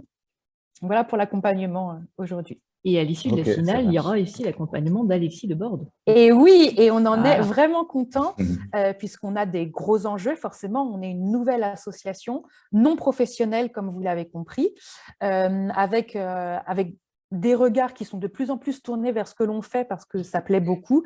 Et donc, forcément, on a des ambitions assez grandes, notamment en termes d'essaimage. Ça marche. Je me posais aussi une question. En fait, il y a l'air d'avoir, donc comme tu l'as dit, pas mal de monde derrière toi, enfin derrière le projet. Et je me dis que je ne l'ai pas forcément vu dans la présentation. Et j'ai l'impression que cette dimension-là, que ça m'a un peu pointé du doigt sur le volet partenariat et coopération. Je pense qu'en plus, vous faites très bien. Mais je trouve qu'il gagnerait un petit peu à être un peu plus partagé, vu concrètement, tu vois, avec des gens qui se mettent en action, etc. Voilà, ça mettrait en valeur ce que vous faites déjà, en fait. Voilà. Eh ben, je te remercie pour cette mention parce que j'ai vu que dans les participants, notre responsable de la communication était connectée et elle l'est toujours, Marie. Et en effet, on est en train de lancer nos réseaux sociaux et notre communication. Et donc, on a envie vraiment de leur donner la part belle parce qu'évidemment, il s'agit d'aller engager leur communauté et de mettre en valeur ce qu'ils font. Donc, merci beaucoup de porter ce message. Et Marie, on s'en parle demain en .com à 14h. C'est vrai, des fois, des choses toutes bêtes, mais juste une photo en fait, de bénévoles en train d'un peu de bosser ensemble et de l'intégrer dans la presse que tu as envoyée, enfin que vous avez envoyé toutes les deux, c'est pas mal, ça permet aux gens de se projeter justement sur cette dimension collective. Bon. Oui, c'est une super idée, et d'autant que, comme beaucoup de choses ont été faites en visio, on a pas mal de captures, même des tableaux de design thinking que les jeunes ont produits. Donc, en effet, je pense que je vais annexer ça à mes différents dossiers. Merci pour l'idée. Et en fait, ça transcrit aussi sur le budget. Alors, sauf erreur de ma part, je crois que j'ai pas vu trop de valorisation des bénévoles, alors que du coup, ils font un taf monstre. Et du coup, ça vaudrait le coup de marquer le coût que ça entraînerait de ne pas avoir ces bénévoles. Voilà. Ouais, concrètement, moi, quand je dépose des dossiers aujourd'hui, j'évalue que ça représente 4 équivalents temps plein aujourd'hui. Et évidemment, plus on va aller sur le festival, et compte tenu notamment de la mobilisation des bénévoles sur le festival, ce sera plus important. Donc, ouais, je me le note, tu as raison. C'est vrai que pour l'instant, je l'indique que quand on me le demande expressément. Mais donc, j'entends que ça vaut le coup peut-être de systématiquement l'indiquer. Je pense. Super, merci. Et une dernière prise de parole par Fabien. Oui, alors déjà, félicitations. J'ai trouvé l'ensemble des supports très bien faits, très bien rédigés. Même le petit dossier là sous forme de diapo plus que sous forme de dossier à proprement parler, avec vraiment, on voit une petite charte graphique, notamment des icônes. Donc, c'est ce que tu disais tout à l'heure. Je ne sais pas si c'est Marie qui a tout fait, mais en tout cas, c'est super propre. Même pour le coup, la vidéo, je l'ai vraiment bien trouvée. On sent qu'il y a de l'énergie, il y a du sourire, et ça, c'est quand même très important pour faire passer un message. L'émotion, c'est primordial. Donc voilà, ça pour le coup. Et puis la vidéo dure environ 3 minutes, donc c'était assez synthétique, assez direct. Donc pour le coup, j'ai apprécié vraiment tous ces points. J'avais vraiment juste quelques petites questions. Moi, c'était vraiment sur la partie plus bilan. Je vois qu'il y avait 100 000 euros de sponsoring et 109 000 euros d'appel à projet à aller chercher. Du coup, j'avais plus une question. Est-ce que ces démarches, elles ont commencé? Voilà, si elles ont commencé, où elles en sont? Et sinon, si elles ne sont pas commencées, comment vous comptez faire? Parce que le budget est en 250 000 euros, on parle quasiment de 80%. On ne va pas falloir se louper. Donc, voilà ma petite question. Merci Fabien. Et donc sur le budget, il y a un paramètre extrêmement important à prendre en compte qui change la donne, qui est que le lieu nous est mis à disposition gratuitement. Et donc ça, forcément, c'est un poste de coût qui disparaît, un poste de coût qui était très important.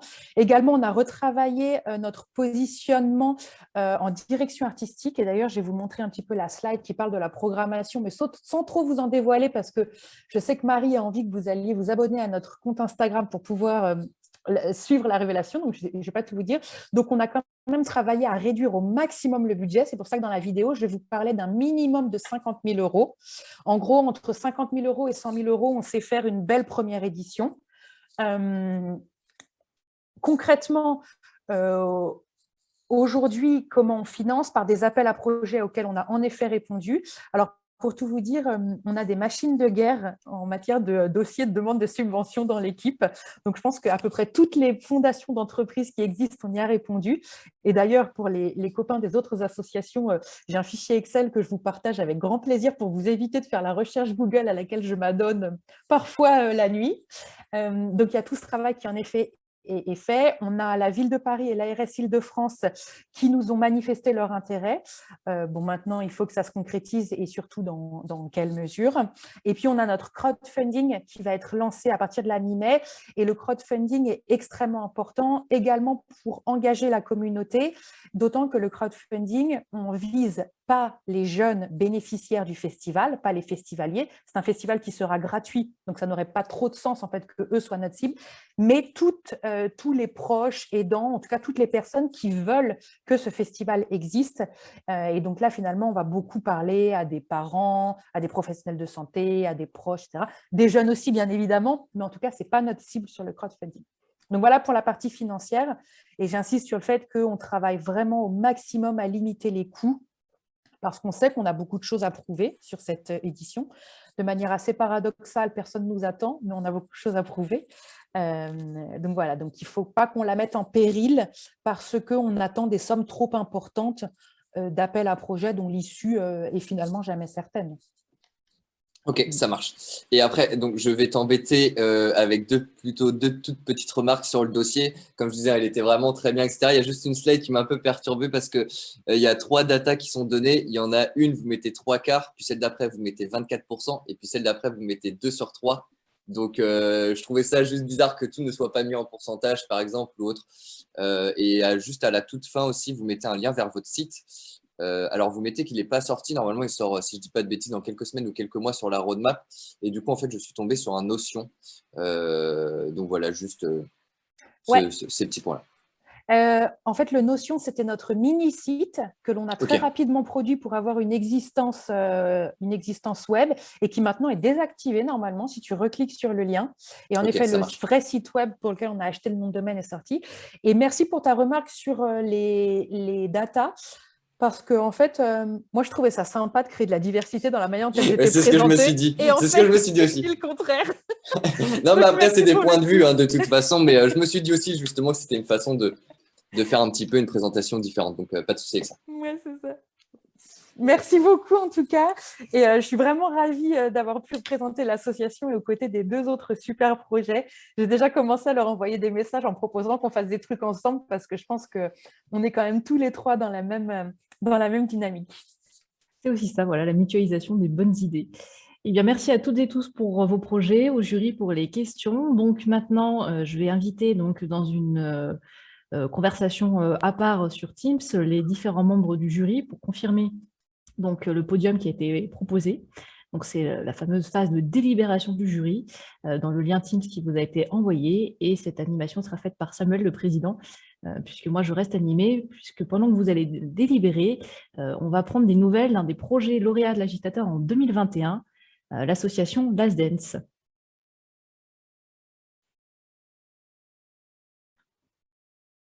Alors, est-ce que nous avons une ou un représentant de l'association Last Dance qui peut passer panéliste pour pouvoir se présenter à nous? Bonjour, ça fonctionne? Bonjour Julie, oui, ça fonctionne très bien. Ok, c'est moi qui suis bleue par contre. Oui, alors je pense que c'est le fond d'écran que tu as voulu mettre qui a ce travers, parce qu'effectivement, quand tu as un petit souci, donc tu peux retirer le fond d'écran si tu veux pour revenir à une couleur plus naturelle. Oui, parce que là... tac, tac... C'est bon? Oui? Ok.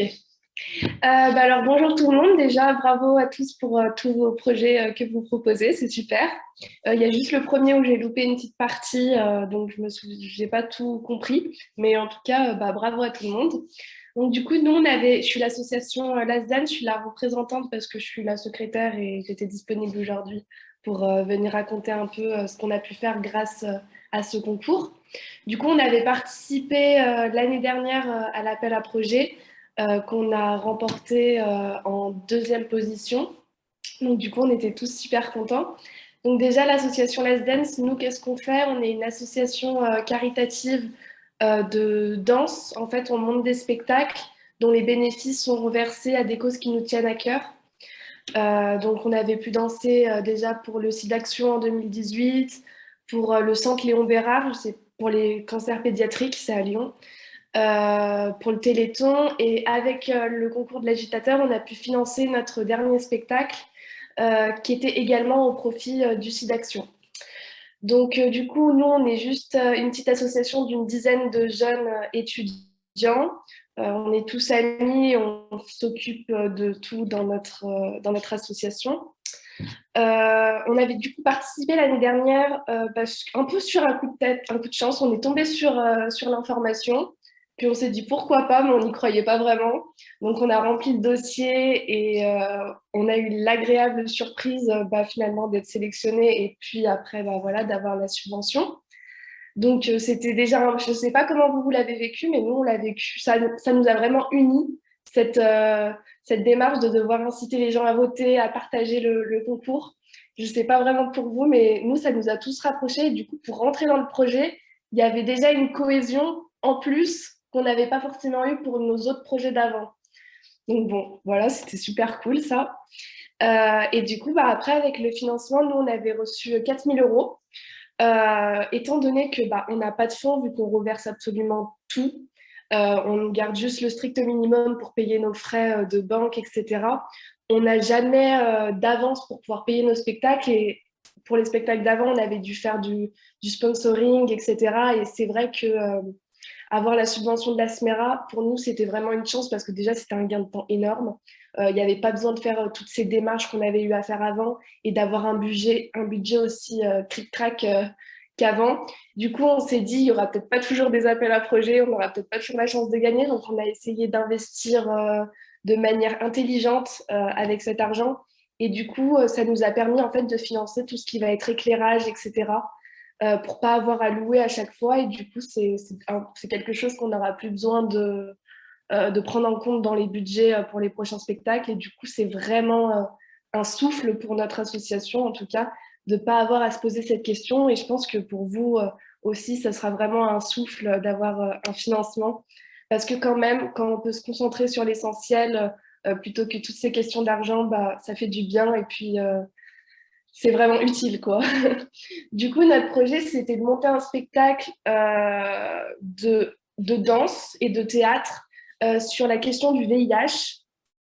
Donc, ça relatait en fait l'histoire d'une personne séropositive dans les années 80 en déroulant un peu tout le processus historique depuis ces années-là, les espoirs, les avancées, etc. On proposait ça comme une histoire pour pas que ce soit moralisateur, etc., mais de manière à faire passer un message quand même. Donc c'était en partenariat avec le SIDAction qui nous a gentiment envoyé de quoi vendre des goodies et des préservatifs à donner au public pour pouvoir sensibiliser comme ça également. Donc nous, on a pu faire nos représentations en février 2022, donc il y a vraiment peu de temps. On a pu faire une petite tournée avec 3 dates, voilà. On a de la chance, comme on est une association caritative, les salles, pareil, le budget, on n'a pas besoin d'y prévoir parce que les salles nous ont toutes été prêtées gracieusement. Donc ça fait vraiment du bien. Et je pense que vous aussi, comme vous êtes là pour la bonne cause, il y a moyen vraiment de pouvoir se renseigner et de faire de belles choses avec des mairies, etc., qui peuvent vous aider à ce niveau-là. Donc n'hésitez pas en tout cas à vous renseigner à ce sujet-là. Du coup, comme je disais, les fonds, nous, ils sont passés dans les lumières, éclairage, parce qu'on voulait investir à long terme et à plus court terme dans les costumes. Donc, je pense que c'est vraiment important quand même d'avoir, je ne sais pas vos financements à tous, mais d'avoir une vision un peu aussi à long terme et de bien penser à investir, enfin, bien dépenser son argent parce que c'est très utile. Je ne sais pas trop quoi dire d'autre par rapport au projet. Je ne sais pas si je dois expliciter sur d'autres choses, mais en tout cas, c'était une brève présentation générale du projet et de l'atout qu'a été pour nous le concours. Et si certains candidats ont des questions sur l'association de projet ou comment on s'est organisé, vous pouvez me les adresser sur Instagram. Donc, c'est lastdance.asso. Et je me ferai un plaisir de vous y répondre. En tout cas, je souhaite bonne chance à tout le monde ici et je vous remercie pour tous ces projets qui sont si importants pour notre jeunesse et surtout qui donnent beaucoup d'espoir. Alors, merci à vous et bon vent dans tout ce que vous entreprendrez. Merci pour votre attention. Et en tout cas, juste pour prévenir aussi la SMERA, on n'en a pas fini avec notre projet qui s'appelait Danse les mots, puisque c'était trop court pour y arrêter dès maintenant. Donc, en juin, on retournera en lycée et collège pour continuer la prévention. Voilà, merci à tous et bonne chance à tous. Merci à toi, Julie. Moi, j'ai une première question à te poser. Donc, les membres du jury sont partis délibérer. Donc, pour l'instant, donc là, c'est à huis clos. On attend des nouvelles et du coup, on fait patienter les 3 autres lauréats pour cette année. Ma question pour toi, c'est qu'est-ce que ça t'a fait de revoir en fait un peu les pitchs et de revoir les associations, les porteurs de projets sur le gris, comme c'était un peu le cas de l'association l'année dernière? Moi, je n'avais pas pu participer à la finale en visioconférence parce que j'étais en cours, mais je me souviens en tout cas au sein de l'équipe comment ça s'était organisé. Ils avaient tous mis leur t-shirt avec écrit Last Dance, etc. Et du coup, on retrouve un peu ça. Là, je vois qu'il y a des candidats qui se sont rejoints également pour faire la visio ensemble, etc. Et en vrai, c'est super beau à voir cet esprit d'équipe, etc. Et vous qui portez tous de beaux projets. Donc voilà, ça fait plaisir, disons. Ça donne espoir. Moi, je m'attendais, c'est dommage, justement, à ce que tu nous dis, ça y est, ça m'a remis des palpitations, ça m'a remis du stress, surtout quand il y a eu les questions de Fabien, très techniques et très je n'ai pas eu les questions, donc c'est pour ça. Voilà. Est-ce que les différents porteurs de projets ont des réactions ou des questions à poser à Julie, parce que nous avons un peu de temps, hein. Donc, n'hésitez pas si vous avez des interrogations à lui poser, et éventuellement, si vous voulez connaître les dates des prochains spectacles. Ah, et je vois Clémence a une question. Ouais, merci. Salut Julie, bravo et merci beaucoup pour ton partage. Je voulais savoir comment est-ce que vous choisissez les thèmes des spectacles que vous montez? Comment vous avez choisi le thème du VIH? Et est-ce que vous êtes intéressé pour monter un spectacle autour de la santé mentale? Alors, en fait, les thèmes, ils se sont toujours un peu imposés à nous, j'ai envie de dire. C'est qu'en fait, la question du VIH, on l'avait déjà fait dans le cadre de... je faisais partie du club santé de mon lycée et c'était le lycée qui nous avait interpellés en 2018 pour organiser quelque chose pour la journée du SIDAction, la journée du sida, partenariat avec le SIDAction, pardon. Et du coup, nous, au lieu de se contenter d'une vente, c'est là qu'on avait voulu monter un spectacle. Donc la cause, elle était venue à nous et c'était nous qui avons donné l'idée du spectacle. Après, pour ce qui est du Téléthon, c'était la mairie de notre village qui nous a proposé de faire quelque chose pour le Téléthon. Pour ce qui est des cancers pédiatriques, c'est parce qu'une personne de l'équipe de l'association en fait, a eu un cancer Et du coup, pour nous, c'était juste aussi une manière de remercier l'hôpital qui avait pris en charge les soins, etc. Et parce que la cause, du coup, nous impactait particulièrement. Et le SIDAction, parce qu'on a voulu, de nouveau en 2022, parce qu'on a voulu reprendre le projet de 2018 en l'améliorant. Pour la question avec ton association, une sorte de partenariat, ben, je vais en parler aux autres. Pourquoi pas? Parce qu'en tout cas, nous, c'est vrai que ça pourrait nous correspondre, vu que notre credo, c'est divertir les uns pour soigner les autres. Donc, pourquoi pas? Je prendrai tes contacts, mets-moi ton Instagram en commentaire, s'il te plaît, et j'irai voir. Merci beaucoup. Deuxième question de la part de Julie. Donc, Julie, pour information, elle fait partie du projet Archipiade 7, puisque c'est la 7e édition des Archipiades, qui est un peu le principe comme les grandes Olympiades, concours sportifs événementiels. Et l'idée, c'est donc de réunir tout le monde à Bordeaux, enfin tout le monde de la filière architecture, autour d'un événement sportif et convivial, et donc de donner envie à tout le monde de faire du sport et de continuer de faire du sport. Lucie, n'hésite pas à dire si jamais je n'ai pas résumé correctement le projet et à le compléter. Si, c'est ça. Et déjà, je trouve ça super comme projet. C'est génial et j'avais jamais entendu parler de projet comme ça. Et il y avait une petite question de Clémence, c'était où est-ce que vous êtes situé? Justement, je me posais un peu la même question, savoir où vous étiez et est-ce que par hasard vous avez pu faire je sais pas, des associations un peu comme un réseau avec, enfin, je sais pas si de base vous êtes un club de danse ou enfin comment un peu votre association elle s'est montée et est-ce que vu que vous faites un peu une tournée, est-ce que vous avez des partenariats avec, je sais pas, d'autres troupes de danse ou de personnes? Nous, déjà, on est situé dans l'Est lyonnais. Donc, mais en tout cas, on va dire Lyon. Je ne sais pas s'il y a des personnes de Lyon ici. Mais en tout cas, voilà, nous, on est plutôt dans le 69. Notre association, comment elle s'est montée et est-ce qu'on a une sorte de réseau? Bah, en fait, non, parce qu'on est vraiment une bande d'amis. On se connaît depuis collège, lycée, etc. Et du coup, on s'est créé ensemble, on s'est monté ensemble, mais c'est vrai que bah, du coup, on n'a pas tellement de contacts à l'extérieur, etc. Et on se dépatouille un peu comme on peut pour gérer nos projets, essayer de pouvoir aller proposer nos spectacles ailleurs, dans d'autres villages, etc. Mais pour le moment, on y va vraiment à petits pas parce que c'est compliqué de se faire connaître quand on n'est vraiment pas connu, quoi. Mais en tout cas, c'est vrai qu'à long terme, on aimerait bien pouvoir élargir notre zone d'impact et de représentation. Ouais, parce que c'est vraiment un super projet. Et du coup, vous avez des prochaines dates quelque part? Enfin, vous restez dans la région de Lyon ou vous bougez un peu? Je sais pas. Bah, pour le moment, oui. De toute façon, on n'a pas le choix. Parce que déjà, on est tous là. Mais après, c'est vrai que l'année prochaine, on est tous en L3. Donc l'année prochaine, il y a les masters, on va aller dans d'autres villes, etc.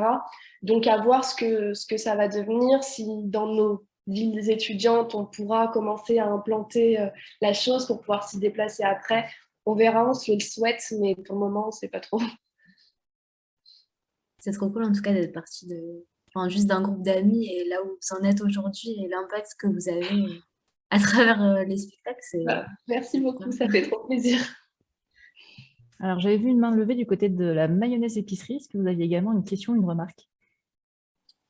Oui, alors on avait les mêmes questions en fait qui ont été dites précédemment. C'est pour ça qu'on l'a abaissé, mais en tout cas, on tenait quand même à te remercier parce que c'est un très beau projet. Et on est ravis de voir qu'un projet comme ça a pu évoluer et arriver jusqu'ici. Donc, merci beaucoup. Vous avez plus de beaux projets. Merci beaucoup. Bon, je continue à poser des questions parce que moi j'avais eu quelques échanges avec toi, Julie, d'ailleurs, par rapport au projet LADZENS. Est-ce que les problématiques par rapport à l'assurance ont pu être réglées, notamment pour les salles de spectacle? Est-ce qu'une solution a été trouvée? Pour le moment, on continue. On a un peu mis en stand-by parce que là, c'est un peu le rush avec les études, etc. C'est un peu le partiel, oui. Ouais, et puis les candidatures au master, etc. Donc, c'est un peu le rush et on ne s'est pas focalisé sur ça. Pour le moment, on a déjà du coup d'autres représentations qui ne nécessitent pas l'assurance dans notre ancien collège et notre ancien lycée, puisque les professeurs, après avoir vu le spectacle, ils se sont déplacés au mois de février. Ils ont tout simplement demandé à ce qu'on puisse le faire dans nos anciens établissements. Et du coup, on va pouvoir aller sensibiliser les élèves là-bas. Et ils ne nous ont pas demandé d'assurance. Donc, on verra. Mais pour le moment, la thématique de l'assurance, on n'a pas encore réglé le problème. Ok, bon, non, mais c'est pour dire qu'on pourra aussi revenir en renfort si jamais, si besoin, en soutien pour trouver des solutions. Merci. Est-ce que par hasard, tu as toujours aussi la vidéo, parce que vous aviez pu précédemment en fait, vous aviez fait des captations sur des spectacles? Oh, je sais pas. Moi, je les ai pas. C'est pas moi qui m'occupe de tout ça. Désolée. Bah, éventuellement, après, tu nous redonneras les coordonnées, parce qu'en plus, je vois que le jury revient, fait son retour. Donc, si tu as les liens, pardon, pas les coordonnées, si tu as les liens pour... Des images, mais pas voilà. des vidéos. Et ben, si tu as des liens pour d'autres images, ou je suppose que tout est publié sur votre compte Facebook ou Insta.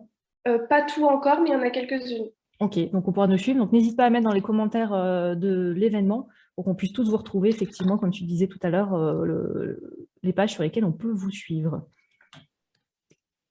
Et j'en profite pour souhaiter un bon retour aux membres du jury. Ouais, on a raté une partie intéressante aussi, hein, de voir où il en était. Eh oui. Donc, vous nous refaites la présentation? Je pense pas que ce soit trop le sujet, mais bon, il n'y a pas de souci. Hein. Non, je rigole. En très résumé, ça aurait si fait tu veux, plaisir Julie. de voir où vous êtes, comment vous avez réalisé par rapport à l'année dernière. Mais oui, non, on a longuement délibéré et pris une décision pas si évidente parce que les 3 projets sont quand même hyper intéressants. Alors, je ne sais pas comment, Justine, tu vois comment ça se passe pour la suite. Alors, Président, justement, j'allais vous dire de patienter encore un petit instant puisqu'on termine les dernières mises à niveau du podium technique. Donc, sans révéler ce podium, je vais inviter peut-être les membres du jury, un par un, à faire votre retour global, votre avis, votre ressenti sur cette finale, cette édition 2022 de l'Agitateur, qui s'est déroulée aussi un petit peu au forceps cette année, puisqu'on était encore dans la traîne et la fin du Covid et de la pandémie. Et on espère vous retrouver tous pour une 5e édition en présentiel l'année prochaine.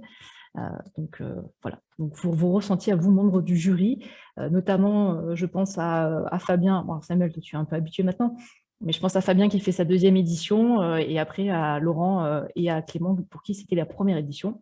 Donc, à vous les micros et à vous de nous dire vos ressentis. Ouais, bah non, mais clairement, cette 2e édition, c'était une nouvelle très, très bonne expérience. J'ai trouvé que les projets, ils étaient aussi très diversifiés, d'ampleurs différentes, mais qui répondaient tous à leur manière à une très bonne problématique. Généralement, les présentations, les dossiers, etc., même si j'ai un petit peu titillé, c'était fait exprès, étaient quand même très, très clean.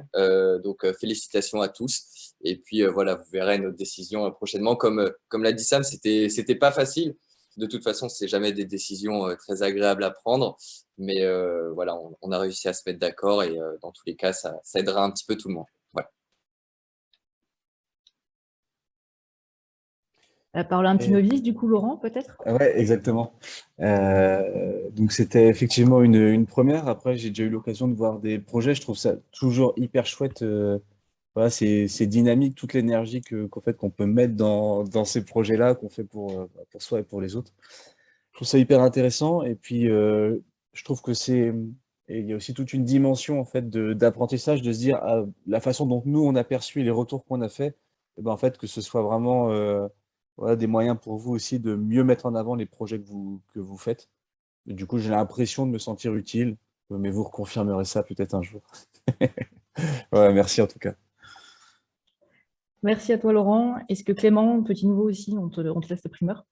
Alors oui, petit nouveau aussi, c'était du coup difficile de choisir entre ces 3 projets très différents et qui répondent, ça a été dit, à des problématiques tout aussi essentielles les unes que les autres. Ce qui était très agréable, c'est de voir que vous êtes tous plein d'entrain. Ce sont des projets qui vivent avec vous et qui progressent de jour en jour. Et j'espère aussi qu'on vous aura apporté quelques petits éléments ce soir qui vous aideront à aller encore plus loin. Merci Clément. Et puis, dernier mot, alors Samuel, tu en as déjà parlé un petit peu avant, mais si jamais tu veux aussi te faire un débrief, entre guillemets, de cette 4e édition. C'est la 4e que je fais, comme tous les ans, des projets qui sont très intéressants. Et dans d'autres activités associatives, je vois des projets d'entreprises qui se créent dans l'ESS tout le temps, toute l'année, en faisant partie de pas mal de jurys aussi. Et ça fait plaisir de voir que les projets étudiants sont souvent présentés ici, sont à peu près du même niveau que ce qu'on peut voir aussi dans des projets professionnels. Donc voilà, c'est des beaux projets aussi. Et donc bravo pour tout le travail fait, la manière de le présenter. Et ça fait toujours plaisir d'être présent pour ce jury. Eh bien, merci Sam. Et maintenant, alors je ne sais pas si en technique, je ne crois pas que nous avons un petit roulement de tambour pour annoncer le podium. Mais, je ne sais pas, en plus je ne sais même pas le faire musicalement. Alors donc pour les 3 lauréats de cette édition 2022 de l'Agitateur, le 3e lauréat qui remporte donc un soutien financier de 3 000 € et Archipiade 7. Bravo. Merci beaucoup. Est-ce que vous souhaitez ajouter un complément? Donc, Julie et... Non, décidément, Lucie et Juliette, excusez-moi jusqu'à la fin. Donc, j'aurais dû dire Lucie et Juliette, excusez-moi. Simplement vous remercier en tout cas d'abord pour vos conseils et pour votre écoute. Et puis ensuite pour toute l'aide que vous nous apportez grâce à cette fondation. Merci à vous pour vos idées. Et donc, on passe au 2e projet pour l'Agitateur 2022, le 2e lauréat, avec un soutien financier de 4 000 € pour le projet Festival Synapse et donc Facette. Bravo Clémence. Merci beaucoup. Merci beaucoup pour le projet, merci pour l'assaut. J'ai l'impression que c'est que le début en fait de cette aventure ensemble, donc je suis d'autant plus contente que l'on va pouvoir bosser encore les longs mois qui nous séparent du festival. Et en plus, les synapses, c'est presque aussi des synergies, donc je pense que ça fait aussi un lien très fort pour la suite et les nouvelles opportunités qui s'ouvrent grâce à l'Agitateur. Et enfin, forcément, il y en avait 3, donc on connaît le lauréat, le premier projet qui reçoit un soutien de 5 000 €, j'en perds mes moyens, et l'épicerie mayonnaise à La Roche-sur-Yon. Bravo. N'hésitez pas à mettre le micro. Voilà, super. Merci beaucoup. Merci beaucoup à tout le monde. Bravo à tous. Bravo à tous les projets. On ne sait pas quoi dire là, on est un petit peu émus. Bravo à vous, hein, franchement. Non, mais merci beaucoup, parce que dans tous les cas, tous les prix étaient très, très beaux et votre soutien est incroyable. Voilà, votre accompagnement, merci. C'est pareil, l'accompagnement ne fera que commencer, puisque en plus des conseils du jury que vous avez reçus ce soir, vous aurez le coaching personnalisé avec Alexis Debord par la suite. Eh bien, ça clôt cette 4e finale de l'Agitateur. Donc, c'est donc à moi que revient le petit mot de la fin.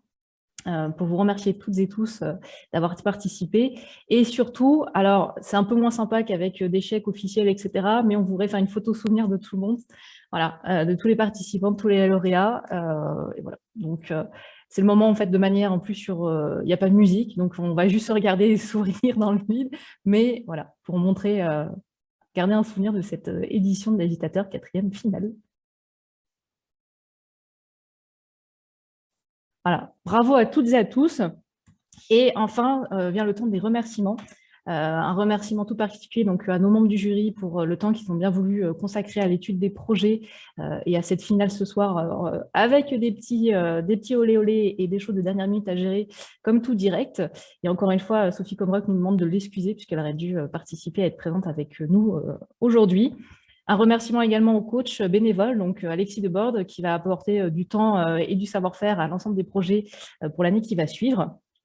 Un grand remerciement forcément pour toutes les idées et toutes les initiatives et toutes les énergies qui sont lancées par les porteurs projets, que ce soit les finalistes, mais également les porteurs des 56 autres projets qui n'ont pas participé à la finale, puisque voilà, il y a eu plus de 56 projets déposés sur la plateforme, donc il faut les remercier.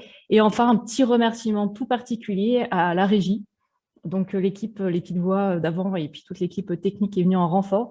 Donc je pense s'ils veulent allumer leur caméra, s'ils l'acceptent, je pense à Adrien, Stéphanie, Amy, Flavie et toute l'équipe de la fondation bénévole qui a aidé à l'organisation de cette finale. Voilà, s'ils acceptent de mettre leur caméra, mais je pense qu'ils sont à... Si. Ah voilà, merci Stéphanie. Voilà, voilà petite surprise. C'était un grand remerciement. Et puis, merci à toutes et tous parce que c'était pour moi un petit challenge ce soir. Donc, j'espère que j'étais à la hauteur et que j'ai rendu honneur en fait à toutes vos idées, tous vos projets. Et je vous souhaite à toutes et tous une bonne soirée, une bonne année. Et je vous donne rendez-vous l'année prochaine pour la 6e édition de l'Agitateur. Et n'hésitez pas à suivre les réseaux sociaux pour connaître l'ouverture de l'appel à projet de cette prochaine 5e édition. Merci à toutes et tous. Merci. À bientôt. Merci. Merci, à bientôt. Merci, à bientôt. Merci. À bientôt. Merci, au revoir.